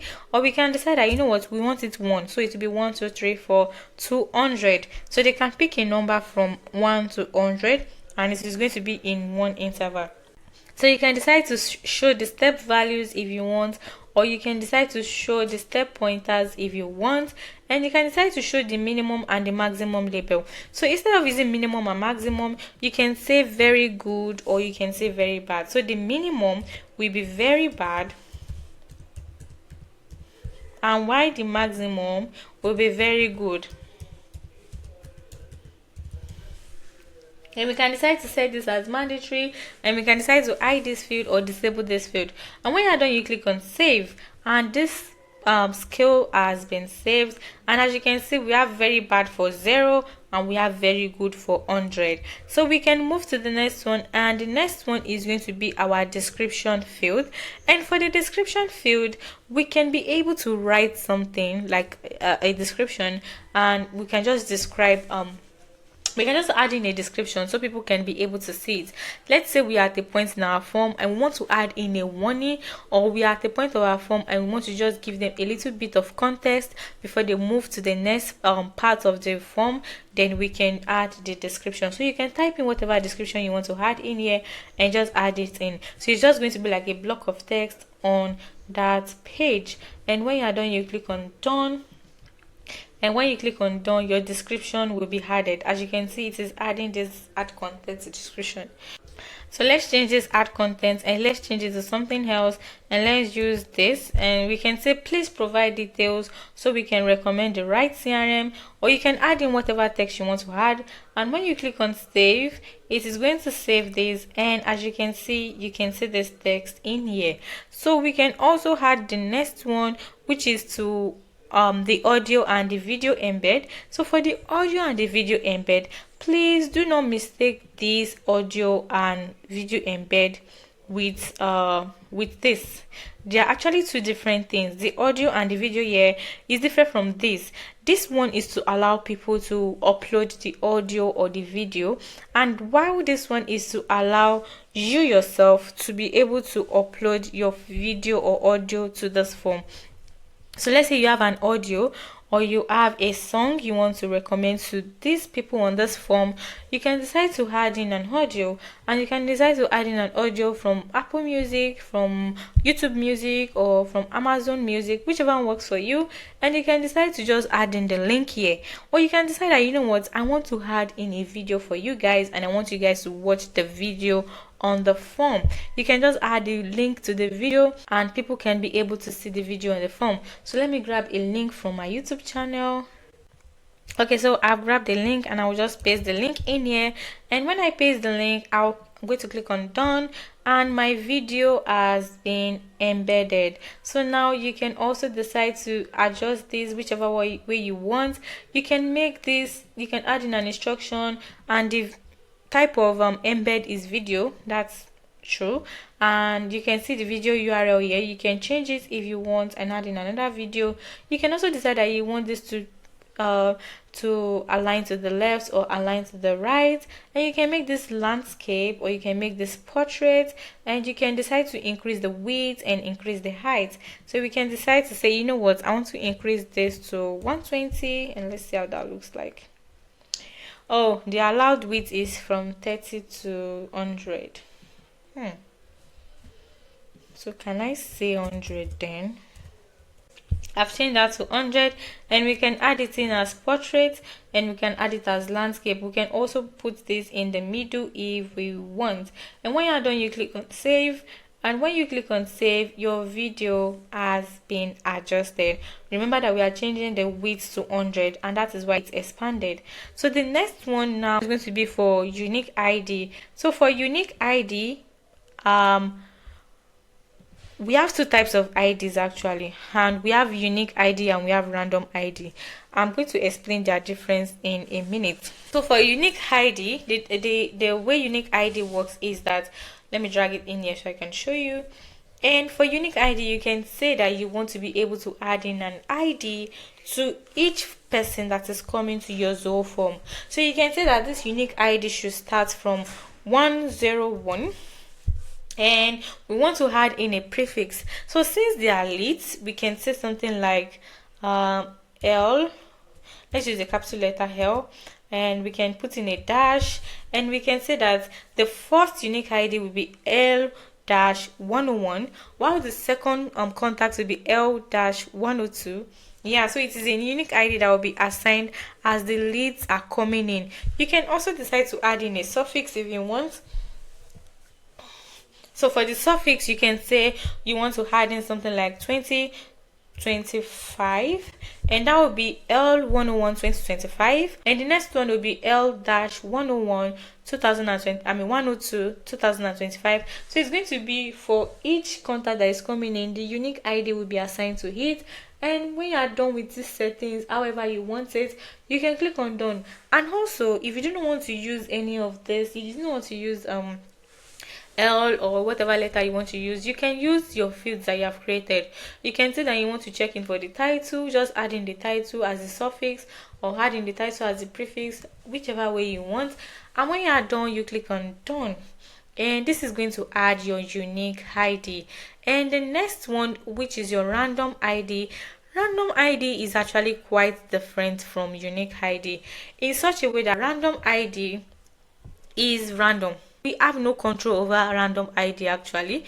Zoho Forms will be the one to just put in the random ID itself. We have no control over it, but we can say that even though we do not have control over how this is going to be set up, we can say we only want numbers, or we only want letters, or we want letters and numbers, and we can say that the length we want for this random ID to be 6 or 5, or you can use 4, and you can restrict the ID repetition. So that means that even though we cannot determine how this is going to be set up, we can say we want letters and numbers, and we want the length of this ID to be 5 digits or 5 characters. So when you are done with all of the settings, you click on save, and your random ID has been added. And the next one, which is terms and condition, you can add in a term and condition, and you can just write in whatever terms and conditions you want in this box. So let's click on the settings here, and you can change this terms and conditions to something else. You can say please accept our privacy policy, or you can say please accept our terms and condition. And the terms, you can write in the terms over here and decide to edit these terms to whatever you want. Just write in the terms, and when you are done, you click on done. And you can also decide to edit this declaration, and the declaration will be the one where it's showing the checkbox where they can click on the one that says I accept the terms and condition. You can change this to whatever you want by saying that I accept the CRM consultation rules, or I accept the school rules, or I accept the coaching institute rules is fit for your business. Then when you are done, you click on done, and you want the status of contents to be agreed. You can also click on the mandatory field if you want it to be mandatory, and you can click on save when you are done, and your terms and condition field has been created. If you go over to the next one, which is signature, you can drag in signature in here, and when you click on your signature and you click on the settings here, you are going to see that you can edit this. You can edit it to whatever you want and say maybe signature of the parent, or signature of the student, or guardian signature, or just write in whatever you want, or signature of the client. And you can say that you want it mandatory, and you can also decide to add in a file name. Remember that the file name is just to track the signature that will be brought in. So we can decide that we want to add in the first name, and we want to add in the last name, and we want to add in signature. So let's say we want to name this signature. Decide to add in signature, and we can just write in what we want the field name to be. And when you are done, you click on save, and this signature field has been saved, and people can be able to write and draw in their signature in here. And the next one after signature is the decision box, and we can decide to drag in this decision box and bring it in here. And the decision box looks similar to the terms and condition. And the decision box, you can just add in whatever you want to name this decision. So let's say we want to name this subscribe me to update. So you come over here and you can label this subscribe me to update. You can add in instruction, and the initial state can be checked, and you can state what will be displayed when they check this checkbox, or you can display what you want when they uncheck. You can say when they check, you want to say subscribed, or when they uncheck this, you want to say maybe please accept this to get updates from us. You can just twist it whichever way you want. You can also add in the mandatory field, the mandatory checkbox, and when you're done, you click on save, and that has been saved. So after the decision box, you can also decide to add in a section. So you know how we can add in a section, and we can also add in a, remember that we can add in a description. Where's my description? Yeah, so we can add in a description here, and we can just name this description and just say want to name this as CRM needs, or we can name this yeah.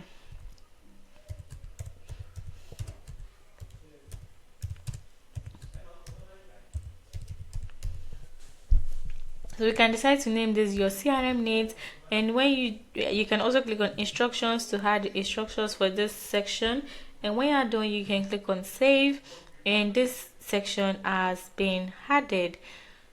So as you can see, a new section called CRM needs have been added. You can also decide to add in a page break. So a page break is going to break your page into 2 pages. So when you add in a page break here, this the up part is going to be the one from all the first question down to this question, and it added in a page 2. So you can decide that you want the first page to be company info and the next page to be your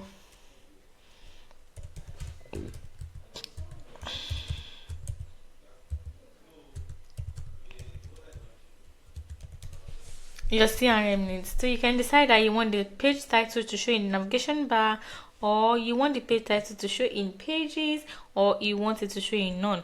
So let's choose the navigation bar, and we can also say that we want to pick a navigation option, or you can choose none, and you can pick the different styles you can use. You can use this style here, or you can use this, whichever one works for you, but I think I like this. So this is going to be the style for the navigation button. And for the feed validation, you can pick whether you want to validate the feed before moving to the next page, or you want this to be on the final submission. So what the feed validation means is that, okay, so we have 2 pages, right? The company info and the other page, which is your CRM needs. We can decide that before we can move to the second page, which is your CRM needs, we want to validate all of those fields in here. And what does it mean to validate the field in the first page? It means that if there is any field that is compulsory, or if there's any field that is not imputed very well, Zoho Forms will allow you to correct all of those things first before you can move to the next page. And it's actually good because it will help you see that each pages are done before you can hit the final submission. So you can also decide that, we do not want to do that for each pages. We can do that on final submission. So when your contact or people coming to this form want to click on the final submit button, it is going to then take them back to all the pages that have some issues with the form, or maybe the compulsory fields, or maybe the mistakes in each pages, that can also be done. We can also decide to add in the other options, which is we can display the page number. So to display the page number, you can decide to add in 1 or 2 for this page number. So it's going to display the page number, and then you can click on save. And when you click on save, your page has your page break has been updated.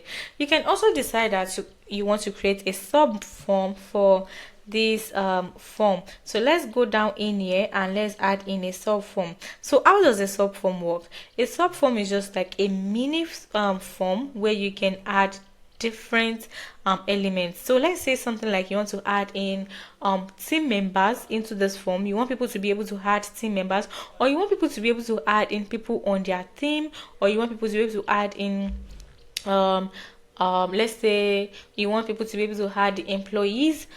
Then you can create this, and when you click on this, it is going to add this sub form, and you can edit the sub form. So to edit the sub form, you can say that for the sub form, we want to accept the names of each team members, or we want to accept the phone of each team members, or we want to accept the emails of each team members also.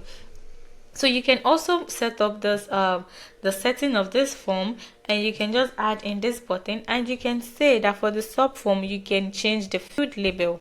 So we can change the team label to something like add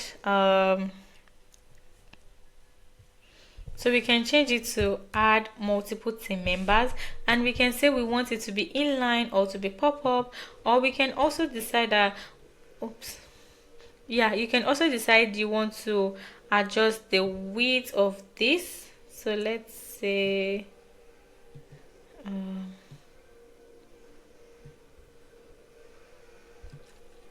so that is going to adjust the width of each field. And you can also decide that we want the entry limits to be 0 and 5. So there is a minimum of 0 and there is a maximum of 5. So that means we can only put up to 5 team members. You can also decide to increase that if you want, and you can also decide to use any of this. Like for instance, you can decide to use the number of employees. So now that we want to add team members, you can say that the maximum of the team members should be the number of employees that they have. And that means that the maximum numbers of subforms they can create is the maximum of number of employees that they have.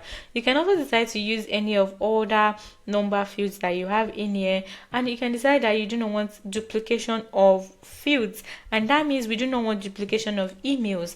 And that is because if there's a duplication of emails, then that means that team member has been created already. So when you are done, you can also choose phone if you want, and when you are done, you click on save. And when the next one will be to add a entry label. So if you want to, you can say something like add team members, or you can say something like add team members. You can say something like add the employee, just edit this is whatever you want. And we can say the subform placement can be at the center or at the left, or whichever one works for you. You can say you want to show the serial number, like number 1, number 2, and you can decide to hide the field and disable this field. So you can click on save when you're done, and when you click on save, that has been saved. The next one is your Zoho CRM field, and when you drag in Zoho CRM, and this field is actually very important, you can decide that, we want to map this into contacts. So when people submit this form, it goes into the contact module. You can also decide to select the layouts you want, and you can decide to use a search type. A search type means that you want to be able to search each contact according to a field, and the most common field we use is the email, because the email is like the unique field for every lead. So you can decide that you want to search each contact with the email, and you can also say that you want to map these fields to pre-fill the form. So here is how this works. If we map all of these contacts to each other, and if someone wants to submit that form, and if they put in their emails, it will generate the other fields. That is if that contact is already in our Zoho CRM account already. So if it is an existing contact in Zoho CRM and they put in their email, it is going to pre-fill that form with the details available in Zoho CRM. And that is very, very good, because if we have those details in Zoho CRM already and we pre-fill the form, it is going to help the contact coming in to be able to adjust whatever they want to adjust. And when they click on submit, it is going to go back into Zoho CRM to adjust all the data that the contact is putting in again. Remember that the form we are creating in here, these fields must have been created in Zoho CRM already. So all these fields that we have been adding right from the beginning, all these fields must have been created in Zoho CRM for us to be able to map this out. So if you have not created all the fields on your form into Zoho CRM, you want to do that before you move on. So when you click on the first name here, then it is going to be the first name here also, and you can click on add. Then let's add in the last name here, then last name here. Then we can also add in the email. So remember to put in the email also, and you can also put in the phone here and phone here. You can decide to map all of this so that the preview value will be showing up in Zoho Forms when these contacts come into Zoho Forms. When you are done, you click on save, and that field has been saved. Another thing to note is that if you click on the settings field, it is better to hide this field because we do not want the contact to see it. It should be a backend field. And the next one is the payments. So for the payments field, you can decide that you want to be able to collect money for training or money for consultation, and you can just add the field name in here, like pay $50 for booking consultation fee, and people can be able to pay on that form. That is actually amazing. So it's like, it will be like if you're creating a payment form and you want people to be able to pay for whatever service or whatever consultation they want to book or whatever training they want to book, they can pay on that form. But the thing is that you need to configure this payment gateway before you can move on. You can configure Stripe or you can configure PayPal, but I do not have any of these, so I'm just going to skip this. And you can click on process approval and workflows. And when you're done, you can click on save. And because my payment has not been integrated, it is not going to save. And let's just cancel this. Yes. Wow, that is the end of all the menus by the left hand side. And please do not forget to go back to watch this particular video or this particular section again, because I know it can be confusing. That each of these fields are actually important and you will be able to use them if you understand how to use each fields. So okay, so now that we've set up our form, now we need to work on the back end. And the back end is all the settings, all the rules, all the workflows, and all the automations that needs to be done. So let's go into the rules menu. When you click on the rules are just something whereby you can be able to set workflows and automation, maybe based on the field, maybe based on the field or based on each options, the contact filling, or based on a particular page on the form, or based on anything. So we have 5 different kind of rules you can use. We have the field rules, which is the rules based on the field input. So this is going to show or hide fields based on the respondent's input, and the choice based field rule is to show choices in a field based on respondent selection. And also there is form rules where you can configure the form based on the form submission. And we have for the page rule. So let's start with the field rule. What is field rule? So let's try to configure a field rule and see how it works. So a field rule is just saying that, you know what, if a person fill in a particular field, then an action should be triggered.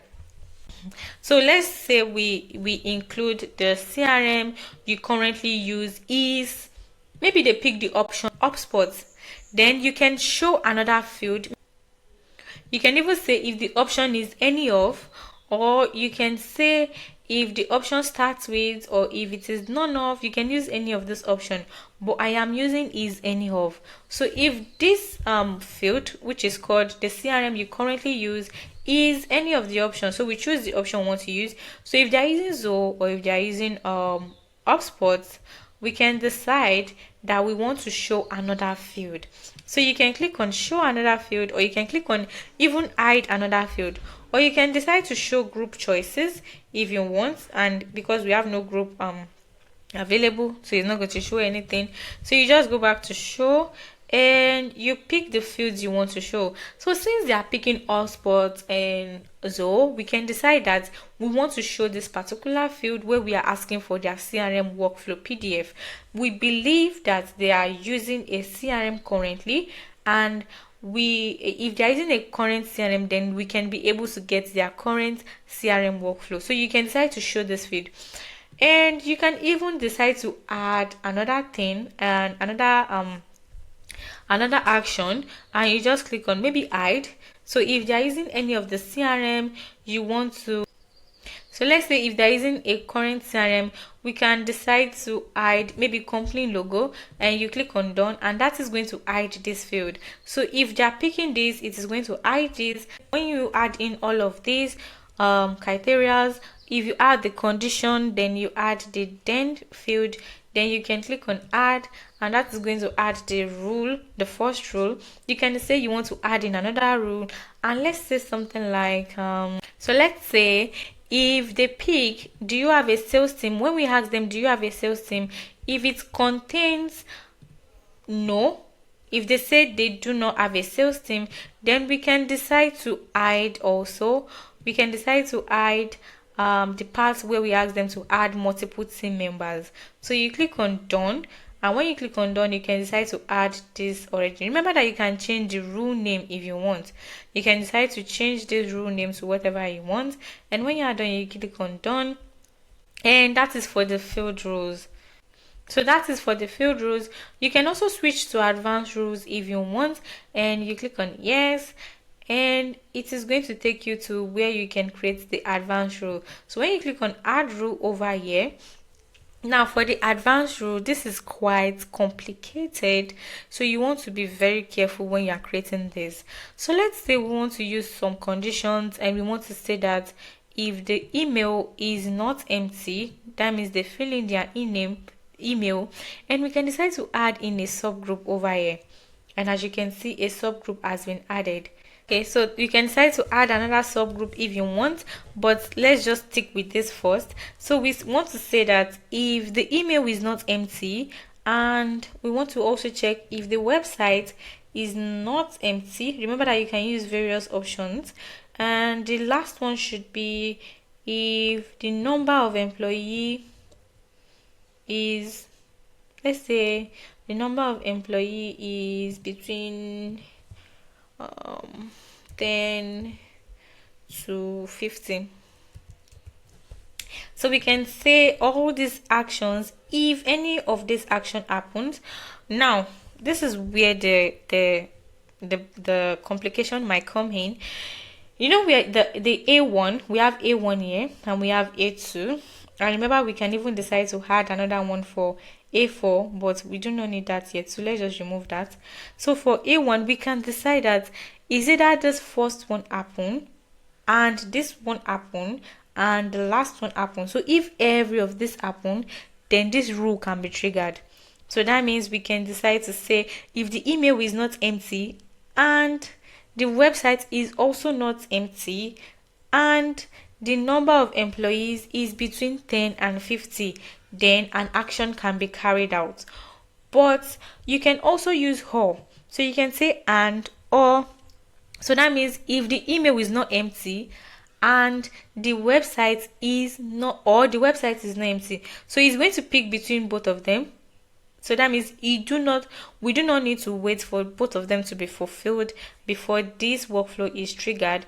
We can just say if the email is not empty, or the website is not empty, then the and is going to come in between A3, A2, and A3. Oh my god. Is that complicated? Yeah, it is. Okay, so let me just recap a bit. So we are saying that for A1, we are saying A1 or A2 should happen before this trigger can be done. We can also change this to and. So and means that both A1 and A2 must happen for this trigger to work. And we are using and also here. So that means A1 and A3 must also happen with A1, A2, A3 must happen before this trigger can work. If both of them are and. If we're using or here and we're using or here, we are saying that if any of this happen, so A1 or A2 or A3 can trigger this workflow. You know, the best way to actually track this is by using this thing here. You see this rule expression, it will help a lot because it can be very confusing, but this is where you can be able to get it. So the rule expression is going to help you if you want to be able to check in for this trigger. So if you pick all of these, then you can click on show, or you can click on hide, or you can decide to even set some field as mandatory. So you can decide that if the email is showing up, we want to know if they have a sales team, or want to know the contract renewal month. You know, you can just pick whatever field you want to make compulsory, and you click on done, and you click on add. When you click on add, and that has been added. So let's move to the choice-based field rules. And for the choice-based field rules, let me just quickly try to explain it so it is pretty understandable. So you know how, if you have a we have the field where you said which CRM you currently use. So we can have that field first, and we can decide that if they pick HubSpot, we can show another field where it is going to ask them for which HubSpot plan they are using. Yeah, so that is how this choice based field rules work. So if they pick HubSpot, we can decide that to show another option where it is going to show maybe marketing plan in HubSpot, or the sales professional or the marketing professional plan, whichever plan they are using currently in HubSpot, then it can show up. So let's try to configure it and see how this works. So let's click which CRM they currently use. Then the other one which I just created is CRM you currently have. Then when you click on this, you can click on next. So this is how this is going to work. So let's add this. So if the CRM they currently use is HubSpot, then we click on done. Then we can decide to show all choices, or we can decide to show to choose manually. And let's just imagine that this is the pricing plan for each of Zoho, HubSpot, and each of them. Then you can just pick. Let's imagine that this is marketing plan, and let's imagine that this is professional plan for HubSpot. You can just pick these two and click on done. So that means whenever they pick HubSpot, it is going to show the choices that we have in CRM you currently have. So this can be the CRM you currently use, and this can be the pricing. This can be the plans for each CRM. I hope that's not confusing. So the first one will be for CRM you currently use, and the next one will be the plans for each of the CRM.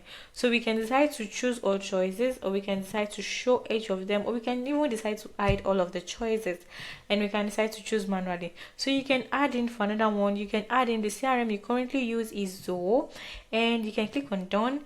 And you can also, if it's Zoho, you can decide to choose manually and choose the pricing plans for Zoho.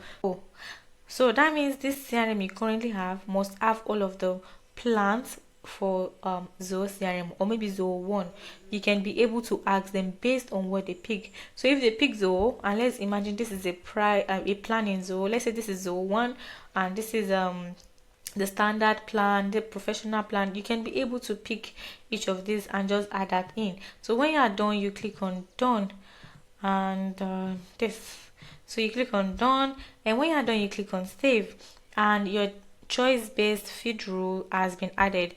You can decide to add another one if you want, and you can go to your form rules, and for form rules, this is going to be triggered based on a form submission. When you click on configure now, we can decide to create this as rule 1, and we can say that we want to add in let's say if the web email is not empty, then we can decide to redirect to a page.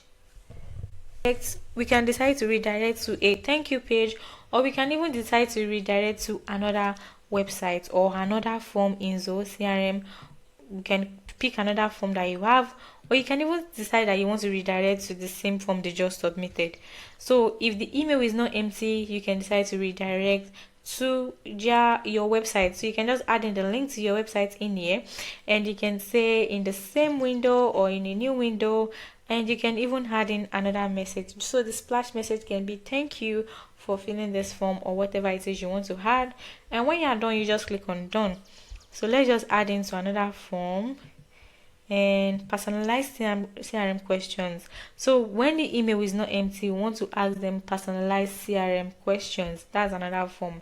When you are done, you can click on done. So that has been saved. You can click on add another rule, and you can decide also that if they pick a multiple choice, let's say they pick the CRM they currently use is maybe Pipedrive. Let's say they pick Pipedrive, then we can decide to assign a task, or we can even decide to send an email to someone, or we can decide to send an SMS to,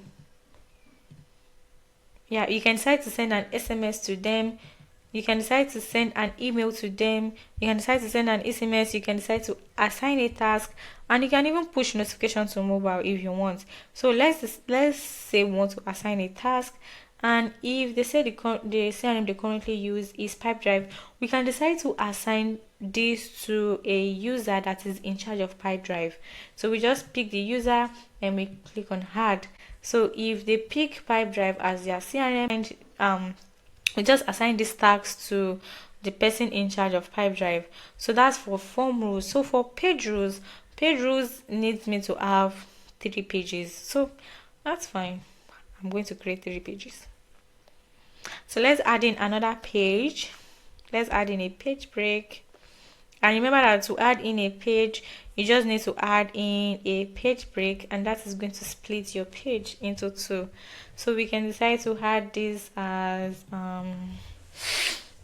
personal info, I guess.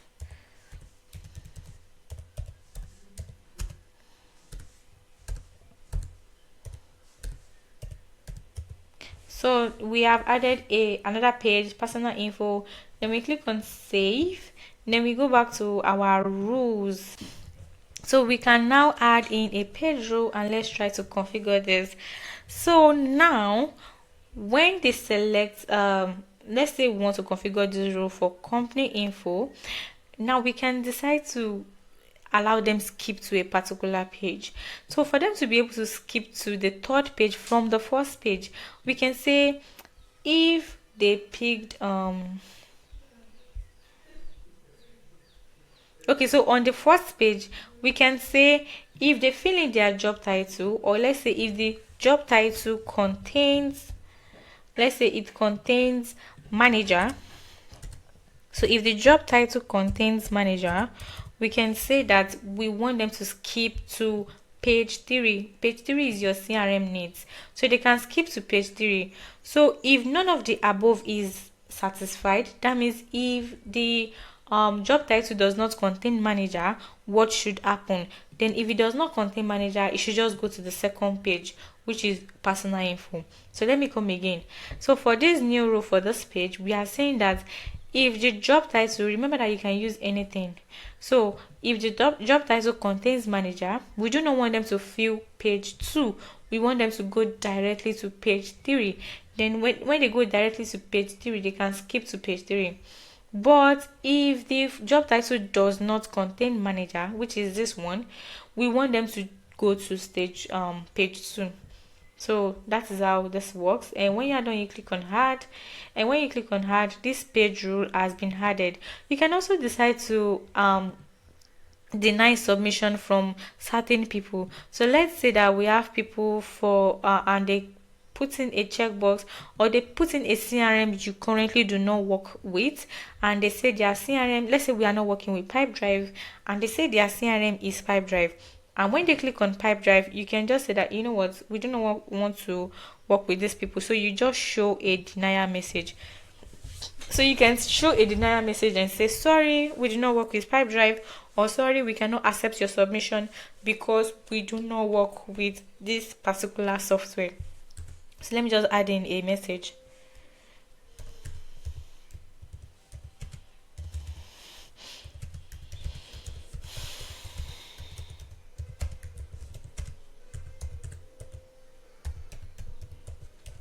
So we can say, sorry, we do not work with Pipedrive, and that will be the message that is going to show up if they pick on Pipedrive. And remember that you can also add in a subgroup, and the subgroup is going to be and or. So you can say if they pick Pipedrive, or if or let's say their number of employees is greater than 50, then we can decide not to work with them, and we can just show this error message also. So when you do that, you can click on and or, and you can also click on add when you do all of this settings. So now that we are done with the rules section in Zoho Forms, let's do a recap of how each of those rules work. So for the first one, which is the field rule, so this controls whether specific fields are shown or hidden based on a respondent input. So that means that if they put in a field, we can decide that to show the next field, or we want to hide the next field. You can do this for any of the fields you have in your form. So for example, let's say that we have a job application form, and if someone selects currently employed, we can decide to show an additional field asking them for the employer's name, or if they pick not employed, then we can decide to hide that field. And also another example is if they pick in their employment status is employed, we can decide that we want to show certain fields, or we can decide to hide certain fields. So this will keep your form clean and relevant for each person that is filling in a form. So instead of showing all of the unnecessary fields on your form, you can decide to hide some, and you can decide to show some based on the options that they are picking. So the next one is the choice-based field rule. And how this works is that instead of hiding the entire fields, and you can decide to show or hide based on specific answers. So let's say that we have some, and you should remember that this rule only work with your multi-choice answers. So for instance, we have the one for drop down, we have the one for checkbox, and we have the one for radio.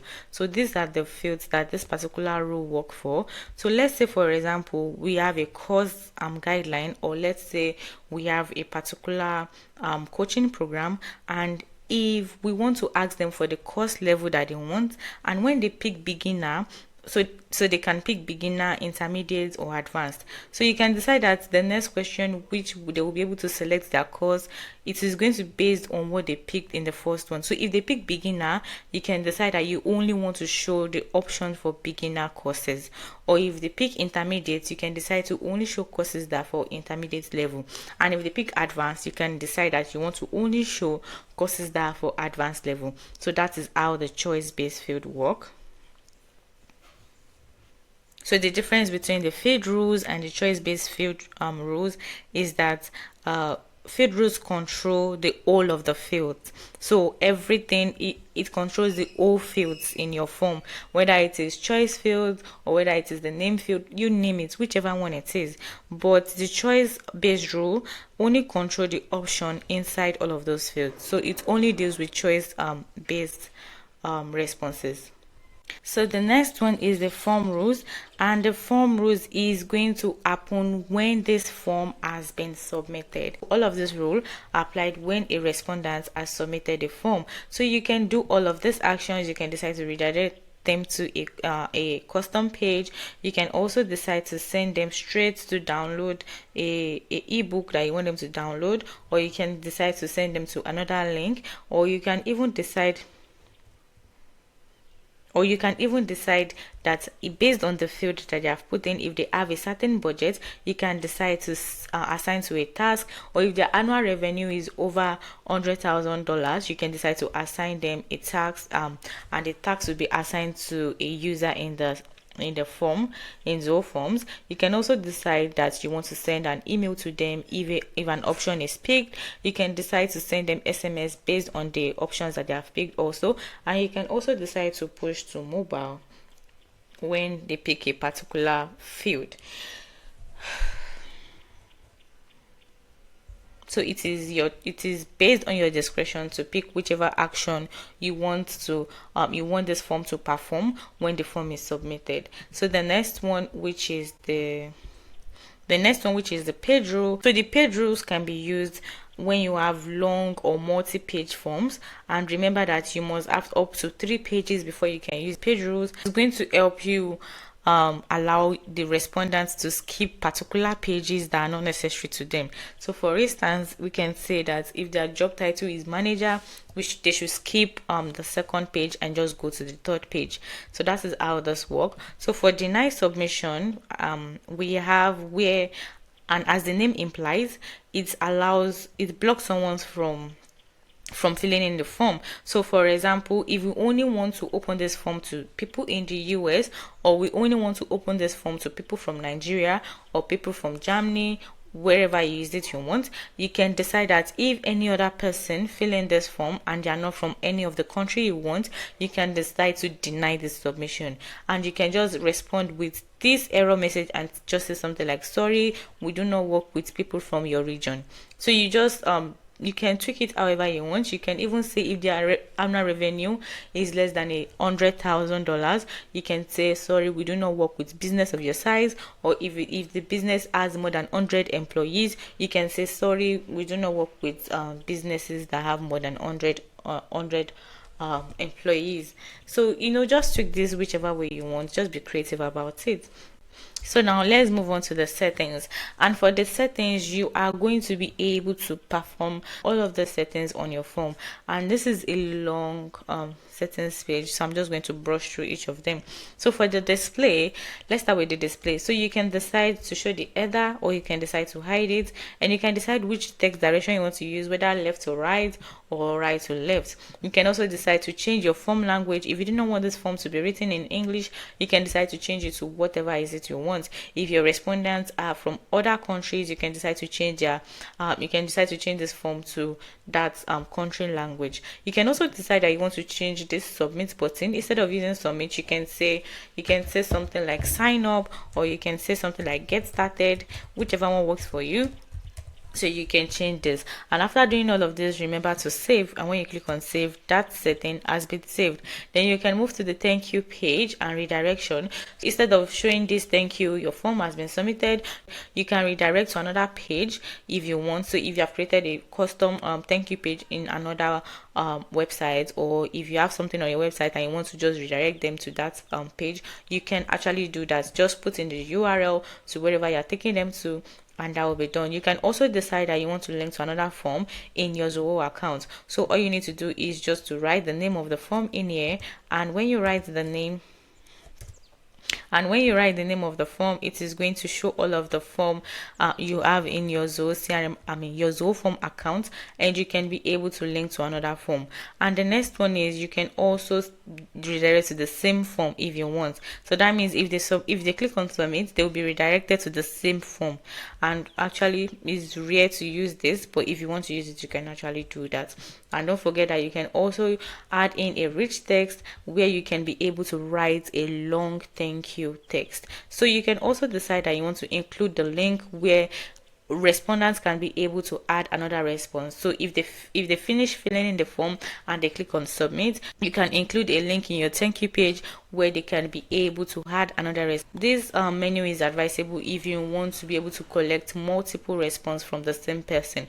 But if you do not want multiple response from the same person, you only want one response, you can just remove this. You can also decide that you want to include the link to the download page after the thank you page. Just pick the default one, and you can also decide that to use Google Analytics, but you have to set this up. So when you are done with all of this, you click on save, and the next one, which is the date and time, you can also decide to change your date format to whatever you want. You can decide to change your time zone to whatever you want. So I'm from Nigeria and I'm in Nigeria, so it is showing Africa, Lagos. You can also decide to change this if you're using EST, if you're using PST, whichever one you want, you can just change that. And you can also decide to change the calendar language if you want, and you can decide to add in holiday lists if you want.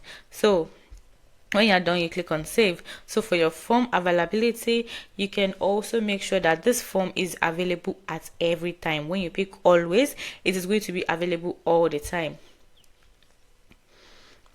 And you can also pick between dates, and that means that this form is only going to be available from a start date to an end date. So let's say you have a convention that is coming up by the end of October. You can say that you only want this form to be available by then. So you can pick the dates and you can pick the month. So let's say by the end of October 2025, we want this form to stop working. So that means people will not be able to fill in this form by the end of October. So you can also select a start date. So let's say we want the start date to be tomorrow, and we can say that from tomorrow till the end date, we want this form to be available. You can also decide that you want a daily submission limit. So you can decide to add maybe 10. You can decide to say that you only want 50 people to be able to put their details in this form daily. Okay, so another one, which is the date range. So when you pick from 1 to 10, you are saying that response is only going to come from the first date of every month to the 10th day of every month. So you can say you only want to accept this responses from the first day to the 20th day. So you can also decide that you only want to pick specific days. So people cannot be able to fill in this form on a weekend, and you can decide to remove the weekend. You can also decide to remove whichever day you want. You can also decide that you only want them to be able to fill this form at a particular time. So you can decide that the start time for filling this form will be from 10 a.m. to 5 p.m. So you can decide to change this whichever way you want. And when this form expire, you can decide to write in a message. You can say something like, sorry, this registration has closed, or sorry, we have all the available slots have been taken, or you can say sorry, all available slots have been taken. You can just write in whatever you want. You can also restrict by the number of submission. So you can decide that the number of submission limits should be 100. That means if there are more than 100 submissions already, we cannot accept more. And you can also use the same message by saying that sorry, all available slots has been taken. You can also restrict by submission IP.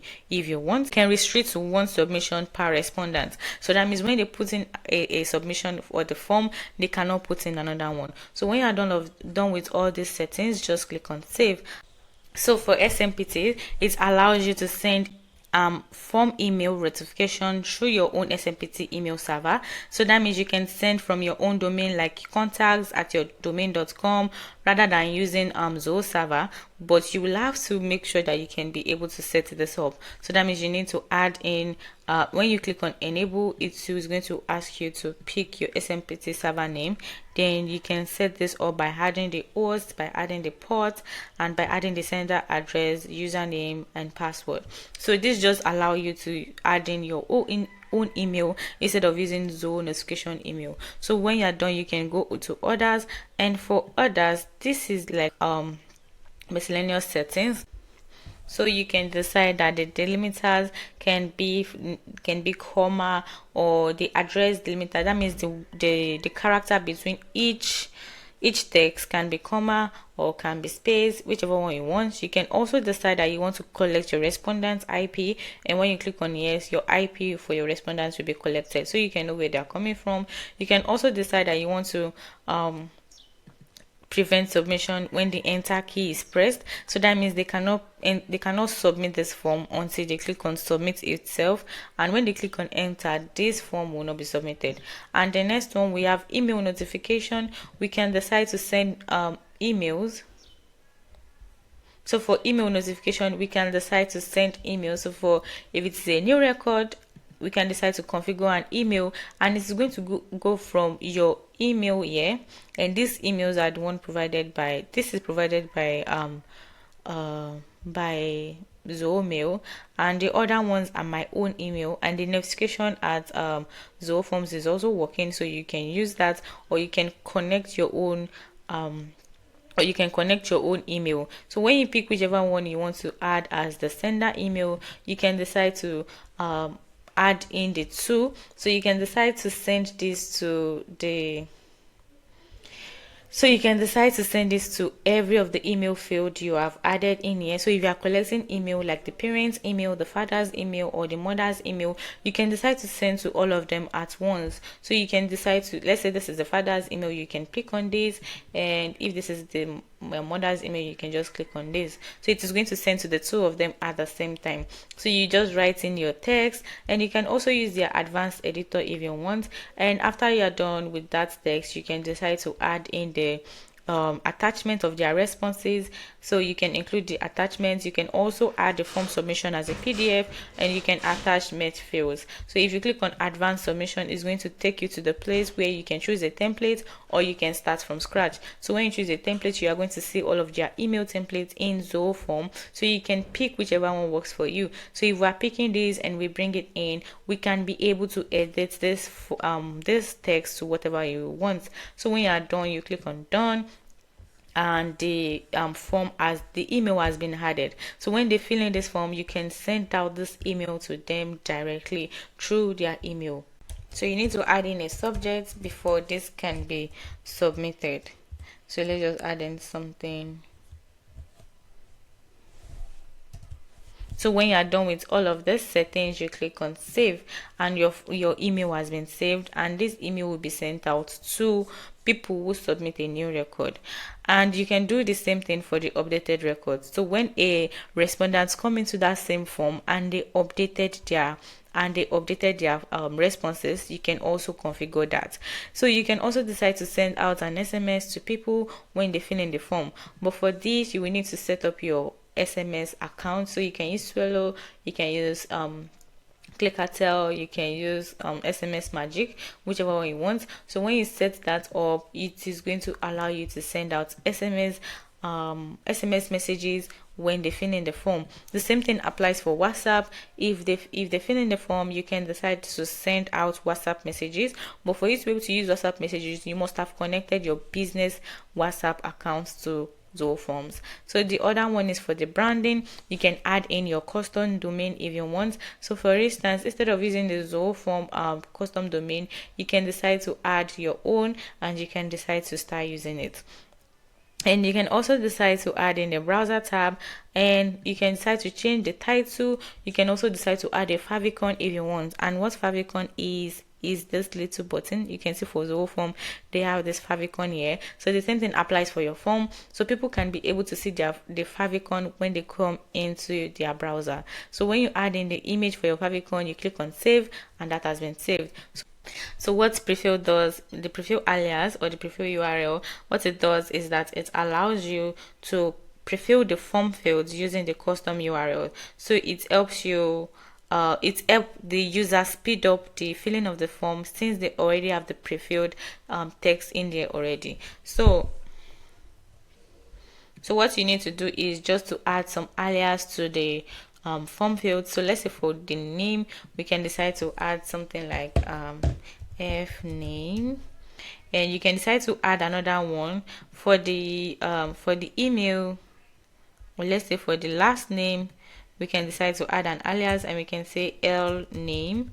And you can do this for all of the fields you have in your Zoho form. So what this does is that you can generate a prefill URL, and when you send this prefill URL to people in your when you send it to the respondents and they click on that URL, it is going to take them to the form, but it's going to take them to the form that has been prefilled with all of this information you have added here. So instead of them starting again from scratch with the form, it is going to just prefill their details already, and they can change whatever they want to change. And when they click on submitted, it is going to be updated in Zoho Forms. So let's use for websites, and let's just say websites. I'm just going to pick few of them because of time. Let me pick phone, and let me pick email. You need to save this, and when you click on save, that has been saved.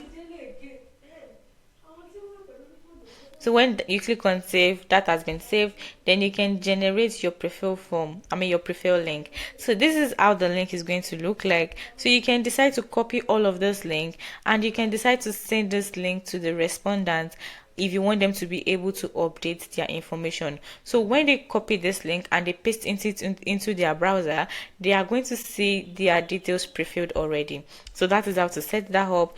So for the static prefill URL, you can do this for individual users, or you can do this for individual respondents. So that means when you click on configure now, you can be able to add in the fields, and you can be able to add in their field value. So you can do this for all the fields in here, and you can generate the prefill link and just send it to the particular user. So for dynamic prefill, it allows you to automatically fetch form fields in real time from an external source using API or through webhooks.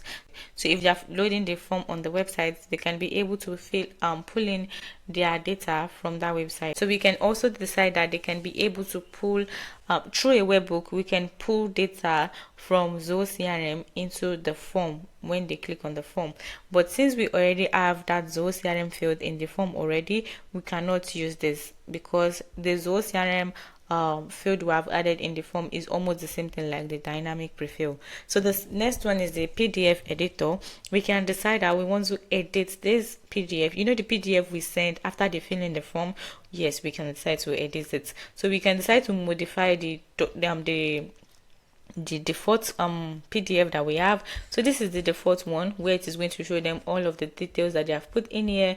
And we can also decide that we do not want this, and we want to explore their template, their PDF templates. So they have some nice templates which you can be able to explore in here. So you can pick whichever one works for you, and you can decide to use that, and you can decide to drag in all of the fields you have created in that form. So when you click on your fields here, and you see all of this, and you see all of this and you see all of the fields you have created, you can decide to drag and drop each of them into whichever one you want.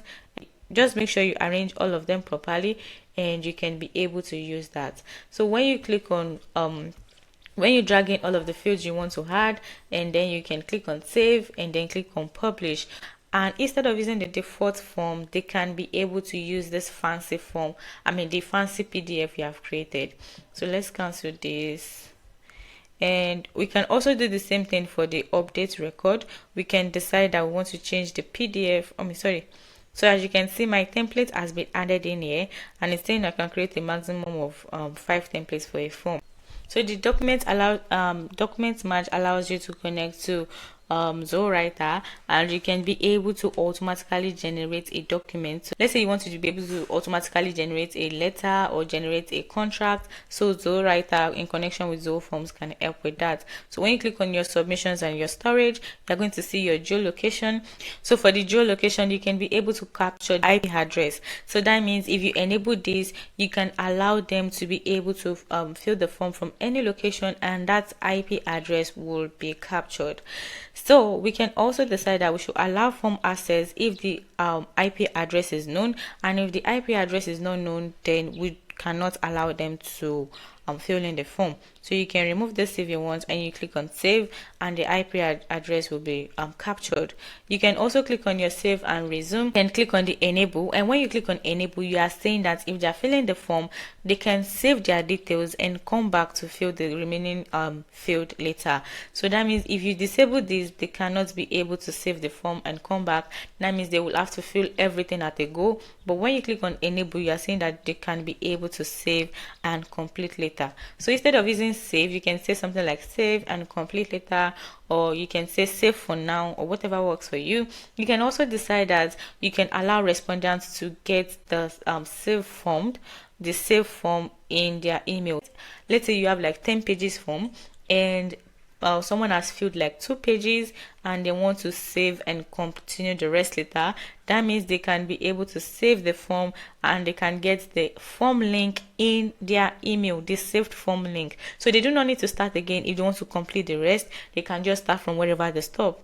Then you can also set the maximum limit for save entry per user. So you can tell them that we only accept five entries. So that means they cannot save more than 5 times. So also, you can also prompt user to review their save entries before adding a new entry to the form. So if they fill the first 2 pages and they are going to page 10, then you can ask them to review the saved entry they did before they move to the next one.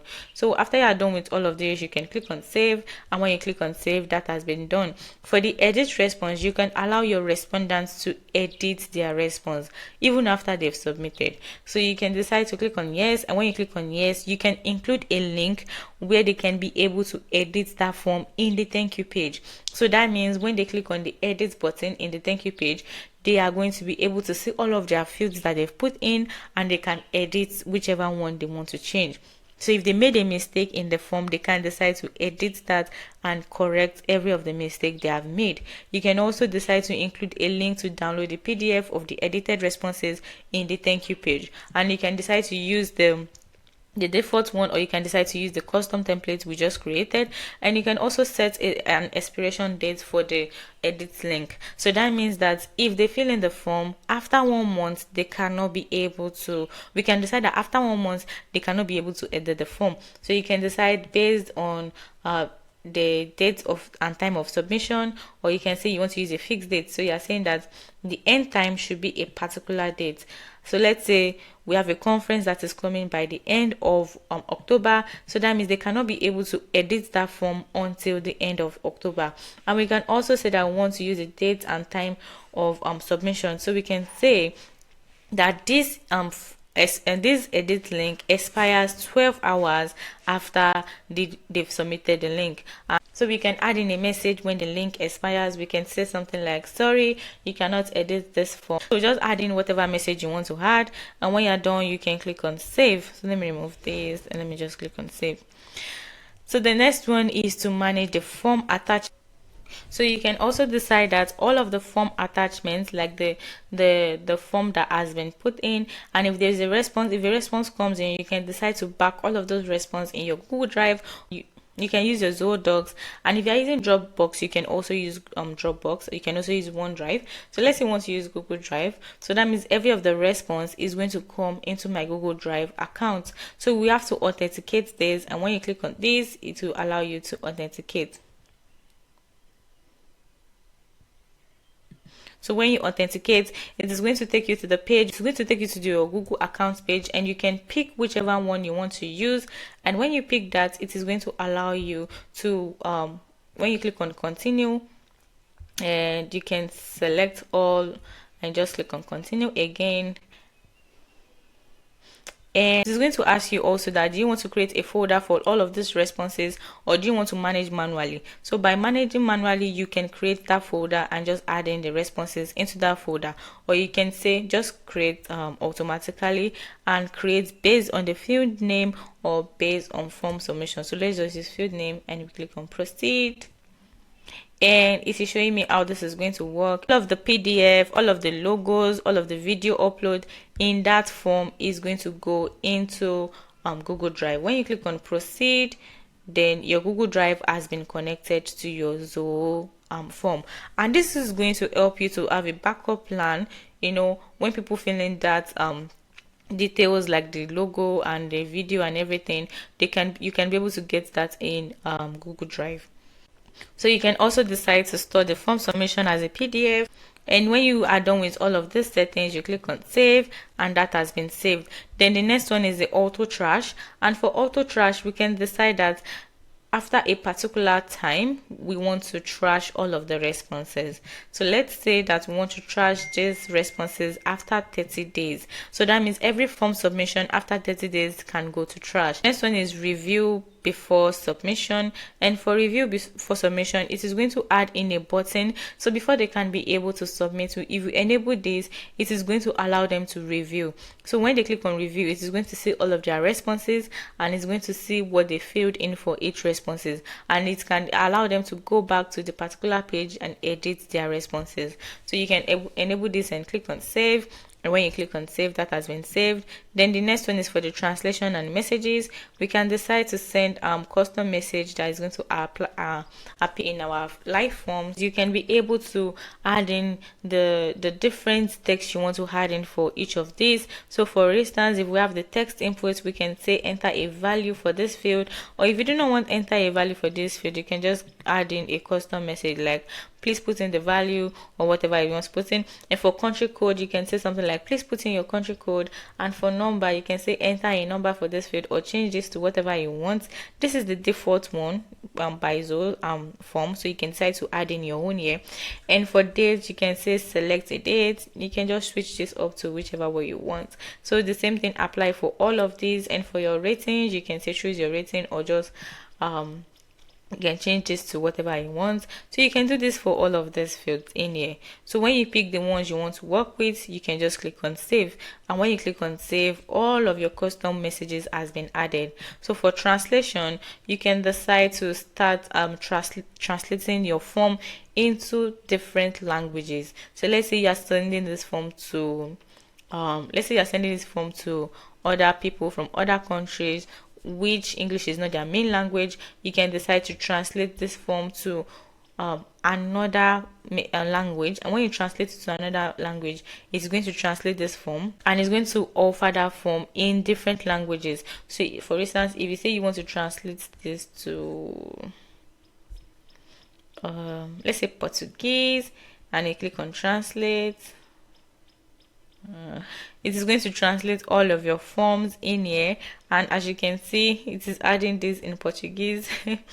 And you can also change your field content, and when you click on next, it is as you can see, it added all of your field content in Portuguese. So you can do this for French, you can do this for German, just do this for whichever language you want to translate this thing.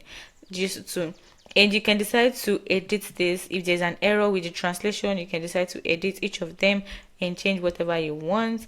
And when you click on next, it's going to go to this is your thank you page. You can also decide to edit a thank you page, and you can decide to edit your custom messages also. So this is what will be showing for all of your custom messages in Portuguese, and you can decide to edit it if there's an error in translation. So let's just cancel these, and yeah. So you can do this for French, you can do this for whichever one you want, and you can even add in a custom language. So for spam control, you can allow people to double opt-in, and for double opt-in, it means that we are going to be sending an email to them before we can accept their submission. So the confirmation email will be sent to them for them to be able to confirm their submission before this submission can be accepted in Zoho Forms. So this is going to help you to manage all the fake entries and manage bots that want to start filling in your form. You can also include your OTP verification. So you can decide that when people want to fill in this form, a verification OTP will be sent to maybe their phone number or their email, and when they receive the OTP, they can be able to access this form.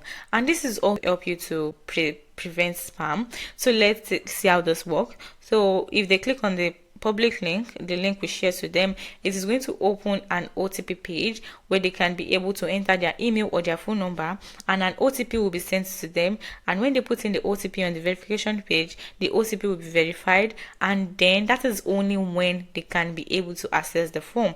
And when that is done, you just need to click on configure, and you can use email or you can use WhatsApp, you can use SMS. So whichever one works for you, and just set in the messages, set in the OTP expiration date, and just do all of this setting. And when you are done, just click on save. So the same thing applies for, so the next one is captcha. And for captcha, you can block bots from filling in this form. So you can use the Zoho Forms captcha, or you can use the Google one, or you can choose any one. The one for I am not a robot, the one where they are asked to choose images. So you can also use the Zoho one if you want. And when you do that, you can just click on save, and that will be added. So this is just to help you secure your form and make sure that you do not have spam entries and you do not have bot entries. So you can also add in the mobile app, and the mobile app is going to allow people to be able to scan QR codes, or can allow them to scan. It's going to allow them to scan QR or barcodes to autofill the form. Use the Zoho Forms captcha, or you can use whichever one works for you. So the next one is going to be the push notification. And for push notification, we can decide to send a notification to someone in our Zoho form account. So the next one is for compliance, and for HIPAA, we can be able to ensure that all of the health related form, if you're asking them for things relating about health, you have to follow the US HIPAA standard. For accessibility, you can also ensure that your form can be accessed with by those with disabilities. So we can be able to add screen reader support so that people with disabilities can be able to access this form. So when you click on yes and you click on save, that means those people with disability can be able to access this form. So for record audits, we can also track all of the changes that has been done to a form. So if a user edits the form entries, we can see who is editing what, and we can also add in a trail so that we can see those people that are modifying the form submission in Zoho Forms. So all of the users that change anything, we can see what is being changed, and we can see who is changing something. So that's for record audits. And for email audits, we can also send emails to ourselves, or we can even send it to the respondents when they put in a new record or when they update their record. So for tasks, we can also include the permission. So we can add in permission for tasks, and we can allow everyone to be able to see this field, and we can also remove some ones and say we do not want people to see all of these fields. So you can decide what you want people to see and what you don't want other users to see. So for filter also, you can be able to filter based on all of these fields. So we can be able to check multiple drop downs and see those people using those people who have picked some specific choices in Zoho Form. So for instance, for your CRM you currently use, you can see all those people who are using HubSpot, or you can see all those people who are using Zoho CRM based on the filter. So the next one after settings is the themes. For the themes, you can decide to change this template however you want. You can decide to use all you can decide to use their pre-built templates. They have several templates you can actually pick from here, and they have nice templates. So you can pick these and you can edit it however you want. You can, let's pick a simple one. So when you click on apply and you click on yes, that theme is going to be applied. You can also use your own theme. Let's say you have a theme already in Zoho Forms. You can use that theme, or you can even create a new one. The same thing applies for organization theme. If there are other themes that have been created by other users in your organization, you can be able to use that theme in here. So let's say for theme, we can create a new theme, and when you click on create new, it's going to take you to the page where you can create a new theme. So you can decide that you want how you want your form to be, and you can decide to change this however you want, or you can use the container, you can use this, and you can use this. So let's use this. And for the header, it can be scrollable or it can be fixed. So that means if they are scrolling, the header is going to be static. And you can also change your fonts to whatever you want. You can use any of these fonts in here. Let's use cabin. Let's use the norm. So you can pick these fonts to whichever one you want, and you can also decide to change your font size to any of these. As you can see, we have the smaller ones and we have the bigger ones. So you can change this font size to however you want, and when you change that, you can decide to change your wallpaper. You can decide if you want to use a background image or if you want to use a background color. So you can decide to pick whichever color you want, and you can even be able to adjust your gradients and pick whatever color you want for your gradients. So let's say we want to change this to blue, and we want to change this purple to another purple. So you can just change this, and you can change the angle to whatever you want, and that is going to change. And you can decide that you want to add in a background image. You can use the pre-designed background that they have already in Zoho Forms, or you can pick from Pixabay, or you can even upload from your computer if you want. So when you pick that image, that is done. You can also add in a banner, and the banner is going to be showing up here. So let's just try and add in a simple banner. So if you click on this and just insert it, this banner is going to be added to your form. And as you can see, it has added this image as my banner in my form, and I can be able to edit it, and I can also be able to remove it and just add in another image. I can decide to change in my banner style to however I want. If I want it to be the full page, or if I just want it to be on the normal scale, I can decide to align my image to the left, to the right, whichever one I want. I can decide to stretch this image if I want. And for my header, I can decide to change. This is my header, remember. I can decide to change my form title and make it bold. I can italize it. I can change the color to whatever I want. And when I change this color, it is going to show up in here, and you can see the color that is suitable for your page. Let's choose something simple. So you can also decide to add in a simple background for your header page. As you can see, I added this color. You can change the gradient also, and you can align the text to the left, to the right, to the middle, whatever you want. You can change this you can change the font for your header also, and when you change the font, as you can see, it's changing my font, and you can use whatever you want. You can also decide that, you know what, I want to add in a logo. So when you click on add in a logo, you can also add that logo to your form.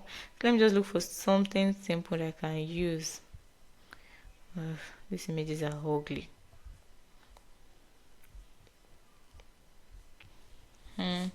So for my logo, I can just pick, let me just pick any image, and I just insert that, and that will be added in as my logo. As you can see, it added this image to my logo, and I can decide to reduce my logo size to whatever I want. I can decide to make it smaller, I can decide to make it larger. So you can add in your complete logo in here, and that should work. You can decide to put in your logo in the middle. You can put it by the right, by the left, just do whatever works for you. And for your pages, you can also decide that you want the navigation button or the navigation image to change. Since this is the one we are using, we can decide to change it to this.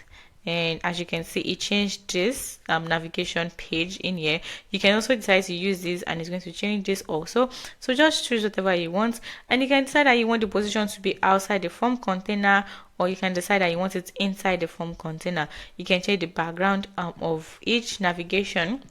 You can use red, you can use blue, whichever one you want. This is the visited one, and you can change the text to from white to red. Let's use black. Yeah, so you can use black. And the unvisited page, like this one, the other one that we have not visited, we can also change that. We can decide to use blue, and we can decide to use the text inside as black. So just change this to whatever works for you. And also you can decide to show page title in the navigation bar or the pages. You can decide that you want to change the container, and this is your container here. All of this is your container. And we are using oh, this is our container. Sorry, the inside one is our container here. So you can decide to change the image inside your container. You can use gradients, or you can even use a single color. So you can decide that you want to change this to red. Oh no, that's so off. You can decide to change the color of your container. So just pick whichever color works for you, and when you pick in that color, that will be changed. You can also decide that you want to fit this to screen, so that means it is going to expand all of your form. Or you can decide that you want to use the custom one and just increase this to whatever you want, and you can decide to align to the left, to the right, to the left, and to the center. And for your fields, you can decide that for each text, like this text in here, you can decide to change the color. Let's change this to red if you want. You can decide to change the instruction, and remember that instruction is the one that is going to be showing inside your pages, inside your field box. So you can change this to black. You can change your focus to, let's change this to blue. And the asterisk can be changed to blue also, and as you can see, the asterisk has changed. So just change all of these to however you want. You can change your border shape, you can change this to normal one, you can even use the box one. You can change the background to whatever you want. And when you click on more, it is going to take you to this place where you can change the background weight and all of this. You can also decide to add in the grid, and since the form does not have any grid, we cannot do any settings in here. So we can also decide to add in special fields like the sub inline. Remember that we have a sub inline in, I think that's page 3. Let me see. Yeah, do you know this sub inline where we are adding multiple team members? We can also decide to adjust this to whatever we want. So we can use this style, or we can use this style. So we can change the background of our sub inline. As you can see, it is white. We can decide that we want our sub inline to be red. Oh no, that's so ugly. No. I think let's just leave it in white. So we can change our sub inline to white, and we can also change the choice field in our sub inline. We can decide to use this, or we can decide to use this. Since we do not have choice in sub inline here, it is not going to reflect. And we can also decide that the text for the choice field, remember that we're still editing this for the choice field, you can edit the color, and you can also change the slider. And for the matrix choice, you can also decide to use these settings or this design. So just pick in whatever you want, and that will be done. And for the table background, we can decide that the table background should be another color. That is for your matrix field. And we can also decide for button. We can say that our button should be different. So let's say this is our buttons in here. We can say we want our buttons to fit to screen. And as you can see, if you pick in fit to screen, it is going to fit everything to screen. And you can decide that you can use color, or you want to use a gradient for each background, for each button. So this is the button, the submit button, which we're using for sign up. You can try to change that image. You can try to change the color to whatever you want. And the text for your sign up button, you can use black. For save and review, you can also change this color to whatever you want, and you can change the inside text to whatever you want also, and you can also add in a border.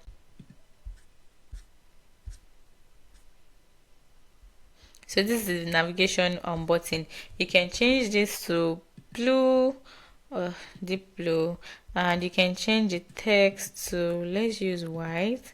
Yeah, so that should work. Yeah, and for the navigation previous button, the back one, this one, you can also change the color to blue, and you can change the font inside to black. So just switch this up to however design you want, and when you are done, you can click on save as new theme. I'm sorry, I'm using a very multicolor form and it's already even looking ugly kind of. Yeah, but it's for tutorial sake. So when you're done, you just click on save new theme, and you can add this theme. You can add in a name. So let's just add in YouTube form. And when you are done, you click on save, and that has been saved. So when you click on save, you can be able to apply this theme to your YouTube form. So if you click on yes, that means this theme is going to be applied to your YouTube form. And if you create any other forms also, you can be able to apply the same theme to your forms. So that is how to create a theme in Zoho Forms. So the next one we have share, and for share we can decide that we want to send this through a link. So we can decide to use this link, or we can even decide to shorten the link that we have in Zoho Form, and we can also decide to use a QR code, and this QR code can be added on your website so that when people scan the QR code, is going to take them into this form we have created. So you can click on download to download the QR code, and the QR code is going to be added in your computer, and you can add that QR code into your website. You can also decide that you want to share their pre-fill form, or you can even track referrals if you want. You can put this form in the link on your website to track referrals, and you can also add in, remember the pre-fill form we did, you can also generate the pre-fill form in here. So when you are done with that, you just click on whatever link you want to use and just send it out to people. So you can decide that you want to share to specific users in your organization. So you want to share privately to only some specific users in your organization. If this is a sensitive form, you can decide to share to certain users in your organization and not share to everyone, but I need a paid plan to do that. So I'm just going to go to groups. I can share with groups also. If there's a group like a marketing group or a sales group or HR group, I can decide to just share to only them, and I can decide that, you know what, I want to share to all users, and I also need to upgrade for that. And you can also decide to embed this form on your website. So for tutorial sake, I'm going to show you how to embed this form on my Zoho site. So I'm using Zoho site actually, and I can even embed directly on my Zoho site. It's going to go to my Zoho site account, but I'm just going to do this like as if I am not using Zoho site and I'm using another one, so I can show you how it works. So you can decide to embed iframe, you can embed JavaScript, you can embed the hyperlink, you can embed the lightbox pop-up form, whichever one you want, and you can decide to embed the HTML or CSS. You can generate the code for the for it. And if you're using WordPress or if you're using Zoho site, you can just connect directly to it. You do not need to copy the code. They will help you solve this. So you just follow the instruction and embed it. So let me log into my Zoho site.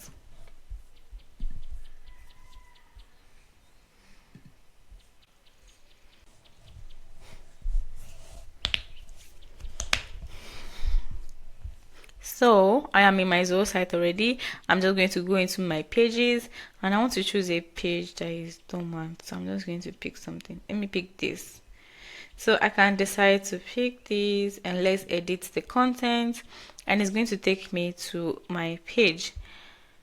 Okay, so I am going to come back into Zoho Forms in here, and I'm going to go back to, I can use iframe, or I can use HTML or CSS. So you have to check which one your website is accepting, and remember that this is the same method we use for whether you're using for Wix, or you're using for Squarespace, or you're using for any of the website builder. You can use that. So I want to use iframe, so I'm just going to come to iframe, and I'm going to copy this iframe code, and when I click on copy, and I'm going to go back to my site, and I can come into my site in here, and I can add in another element. So I'm going to look for iframe. So when you enter the editor page of your website, you just look for iframe, or you look for code snippets, whichever one your site is using. So if you're using iframe, make sure you come back into Zoho Forms and copy iframe. Please do not copy HTML and use it in iframe. It is not going to work. You have to make sure that if you are copying iframe, you are using iframe in your Zoho in your site. So let's go back to my Zoho site, and I'll just drag in iframe here. So I'm going to copy the code in here, and when I copy the code in here, I can also decide to increase the height and I can increase the width. But since we do not know how it looks like yet, let's just click on OK. And when I click on OK, my code is going to be added. As you can see, it has added that form in here, and I can also decide to edit this code in here, and I can make the height of my form longer. So let's just look for height.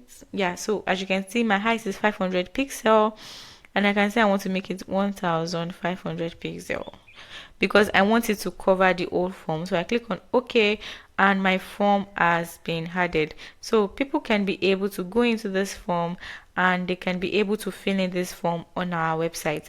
So you can do this for whichever form you have, and you can also decide to edit the width, and if you feel the width is too long, you can change this from 99% and you can change it to maybe 79%. Let's see how that works. And when you click on OK, as you can see, it reduced my form. So you can also do the same thing for other ones. Let's just change it back to 99, and you click on OK, and that has been changed. You click on publish. This form is going to show up on your website page. So let me show you how to add the code snippets also. So if you're not using iframe for your website and you're using code snippets, this is how this is going to work. So you can also copy the JavaScript code. So I come into Zoho and I add in this code, and I click on OK. And when I click on OK, as you can see, this code is going to show up when my page has been published. So let me just add in another element here to separate this. So I'm going to add in a divider so I can separate both of them, and I'll just click on down. Okay, then I click on publish. So if you are using JavaScript also, you can just copy your JavaScript code. Just click on copy code here and just come back into your Zoho website here. So when you come back to your Zoho site, just click on the particular page you want to add this in, and as you can see, I've added it already. And where is it? Okay, it's down here. So this is it, and I've added the code. You just click on edit, and when you click on edit, you can be able to copy your JavaScript code in here. So if you want to adjust anything, and you know how to edit the code, you just edit the whatever part you want to edit. So to make the form whatever it is you want to add, you click on OK, and when you click on OK, make sure you publish your website for this to work. So when you click on publish, it is going to take you to the page where it says your changes has been published. Then you can go back to your site, and when you click on your site, you are going to see in here the form you have added. So you remember that from the JavaScript and the iframe code that we added, we added a divider. So the divider that it's here, this one is for iframe, and this one is for for JavaScript code. So the JavaScript code do not even need you to update your height or your width or anything. It's just bringing in the old form the way it is. And as you can see, this is our iframe here, and it's also the same thing as the JavaScript code. So that is how to embed your Zoho form on your website. Please, another thing to note is that you have to be very careful of the set of the type of code you are copying. If you are copying iframe, make sure it is iframe you are putting on your website, and if you are copying JavaScript, make sure it is the one you are using. Please do not copy JavaScript and put in iframe. It is actually not going to work. I've actually tried it. So the next one is to send through campaigns. You can decide to send this form through a campaign in Zoho Form, or you can send through a campaign in Mailchimp. If you have your Mailchimp connected already, you can send in a form through that. You can also decide to track in all of your entries by using the UTM tracking, or by using Google Tag Manager, or you can even use the embed code form tracking, whichever one works for you. You can also decide to integrate this form into different apps. So if you're using Zoho CRM, you can be able to integrate this Zoho form into your Zoho CRM account. And I'm going to create another video where I'm going to show you how to do that. And for Zoho Begin, you can also be able to connect Zoho Begin to Zoho Forms, and you can do that for Salesforce. You can do that for Google Sheet. Zoho Sheets. You can also do that for Google Sheets, and you can do that for Microsoft Excel. You can connect your calendar, so that when they book something on that form, it is going to show up in your calendar. You can connect it to all of these. So that is for all the integrations. You can also check in for the ones that are CRM. You can check for your sheet and your calendar. You can check for marketing. Just pick whichever one works for you. So when you're done, in another video, I'm going to show you how to connect some of these apps. So the next one is the approval. And for the approval, you can make sure that when people submit a form, the approval goes through people in your organization, users in your organization. So there can be levels to approval. So let's configure an approval and see how that is going to look like. So once you use the basic one, just for tutorial sake, and want to name this level 1, and we want to say that we want to search in approval's name. So since I'm the only one in here, I'm just going to add in myself, and you can decide to add in other users if you want. So for instance, we want to say that we want to mark this form submission as complete when it is approved by any of this person we are adding in here. So if it is not approved, then that means that form submission is not going to be brought in. So we can also decide I want to map it and want to choose any by anybody that is in here. So you can add in the manager, you can add in the sales manager, or maybe the HR manager to this, and when they approve this form submission, it is going to get into Zoho Forms. So you can also decide that you want to notify the user, and when you click on next, it's going to take you to this page where you can edit all of this. So for instance, you can edit the record review notification. You can configure this and say that this form has been submitted by a new user. So the person can decide to deny the submission, or the person can decide to approve the submission. So it is going to show the form URL in here, and they can be able to approve from their email. So when you edit all of this, you just click on done, and that has been done. So for level complete notification, you can also be sent a notification when the approval has passed level 1. So let's say you have multiple levels of approval. It must go to the manager first, then the CEO second, then maybe the HR third. There's just level to the approval. You can also decide to send a notification to the users and just tell them that this has been approved. The same thing applies for the field permission. So you can decide that you only want them to be able to read this, and you do not want them to write. That means you do not want them to edit all of this field submission. So form submission. So let's say someone filling this form and wants to add in an approval. We can allow them to view all of the form submission and all of the fields that have been filled, but they cannot edit it. You can also decide that you want to allow them edit some of them and not all of them, and you can pick which one they can edit and which one they can only read. So when you are done, you just click on done. You can click on save, and when you click on save, that has been added. And remember that this is for level 1. You can also decide to add in another level and go through the same process we just went through. So that means if the first level is going to be a manager, you can also decide that you want the CEO also to approve this form submission. So you can add in another level and add in maybe CEO level, or just add in whatever you want. And you can just select the user, the CEO email in Zoho Forms, and just add the CEO in, and you click on next, and you add in the name, and just fill in this exact thing we did, before. Yeah, so you can also add in rules. So for the final approval, you decide that when the final approval has been done, then you can add in a rule for each of them. So if the final approval is done, you can say that if the CRM they're choosing is HubSpot, we want to send and want to assign a tag to the HubSpot developer in our company. Or if they are choosing Zoho CRM, we can also decide to send to the Zoho CRM developer in our company. So you can assign a task, or you can even send an email, or you can send an SMS to that particular user. And you can also decide let me cancel this.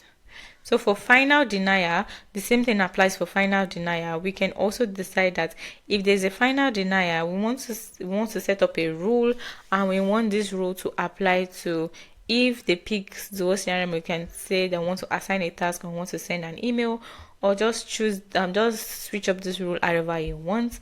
And when you click on that, you can just click on and that rule will be added. So let me just cancel this. I don't want this rule.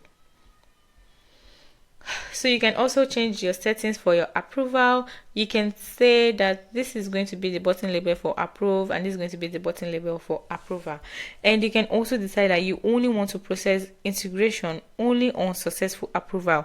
So that means it is until this submission has been approved before all of the integration you have done can be integrated. Okay, that sounds confusing. So what I mean is that, let's say you are integrating with Zoho CRM, you can say that if until this form submission is approved, before that details can be sent into Zoho CRM. So if that means if it is not approved, it cannot be sent to Zoho CRM. You can also decide to store the form attachments in cloud storage or services on if there's a successful approval. You can also decide to mark review reason as mandatory. You can approve admin. So for approval admin, you can decide to change this approval admin to another person in the organization. It is currently assigned to me, so you can change it to whoever you want. And you can schedule pending notification. You can send out emails at intervals so that people can be able to see the summary of the approval process. The process completion email. So for the process completion email, you can decide to send an email to the recipient, or you can even decide to send a denial email or an approval email. So if it's a job application, you can say something like, we have reviewed your submission and we cannot be able to move on with you. That's for the denial email. And for the approval email, you can say that we have approved your submission and you can maybe start work with us, or you can join our volunteer team, or whatever it is you want to add. And after that, after you are done, just click on configure now to configure this, and that will be configured. This is all for approvals. So when you are done, you want to go to home, and when you go to your home and you go to my forms, it is going to take you to the page where your form is. And when you click on this form here, you are going to see your form page, and you are going to see how it is going to look like to users, to people that are coming into this form. You can also decide to edit this form, and you can also decide that you want to see all of the entries in your form. So when people fill in this form and they come in here, you can see all of the entries that has been done. You can also decide to use the filter, and since there are no entries, we cannot use filter actually. You can also decide to use the Kanban view, and remember that Kanban view is going to be separate them according to the multi choices. So you can also only use multiple choices for Kanban view. So let's say we want to use the CRM we currently use. This is going to separate all of the details according to the CRM they currently use. So you can see all those people that are using HubSpot, or you can see those people that are using Zoho CRM, or you can even see those people that are using I think we added Pipedrive. Yeah. So when you click on next, it is going to allow you to select the field. So you can also decide to select field that is going to show up in the card. So let's add in the name. We want to see the name of the people, and we add another one, and we can say the email, and we can also see the company name, their website, and we want to see the job title. So that means if you're adding this as a Kanban view, this is the details that is going to be showing up on each person's card. So when you are done, you click on save. And when you click on save, as you can see, we can see all of the entries in Zoho, and we can see all of the entries in HubSpot, and we can see in Pipedrive. So when you are done, you can just click on new reports, and you can create, if you want to create a list view report, or if you want to create a Kanban view report. Yeah, so that is how to do that in Zoho Forms. Sorry. So when you are done, you can go to my forms again, and you can also be able to edit this, like I said, and you can duplicate this form, or you can even enable or disable it. You can move to a particular folder, and you can change the ownership of this form. So if you want to change the ownership of this form, I believe it belongs to me. It is saying that if you are going to change the ownership of this form, you have to make sure that the new person you are changing the ownership to must configure all of the settings we have done, because if they do not configure the settings from their end, those settings are not going to be done for this particular form. So when you click on proceed, it's going to ask you who is going to tell you who the current owner is, and you can then select who you want to pick for the new owner. So when you pick who you want to select for the new owner and click on change, the form ownership will be changed. So the same thing, you can also do this, and you can also decide to, you can also decide to switch to cards, to a card type. We have standard and we have card. So we have this as a standard form. And remember that standard form has multiple fields on a form, while card, the card type has one question for each page. You can decide to change this form to a card type if you want, and you can decide to do a quick share and just copy the particular link and send it out to anybody you want. You can also decide to use the Zoho mail and send this as a mail. Let's take you back to mail. Thank you. So you can also decide to put this in trash if you do not want this form anymore. And yeah, I think that is all we need to do on Zoho Forms. So thank you so much for sticking to the end of this video. I would really appreciate if you can subscribe to my channel, and also make sure to turn on the notification bell so you can get amazing videos like this. And the next course I'll be doing will be on Zoho CRM, and we are going to be checking everything that can be done in Zoho CRM. I can't wait to teach you how to use Zoho CRM also. Thank you so much. I'll see you in my next video. Bye.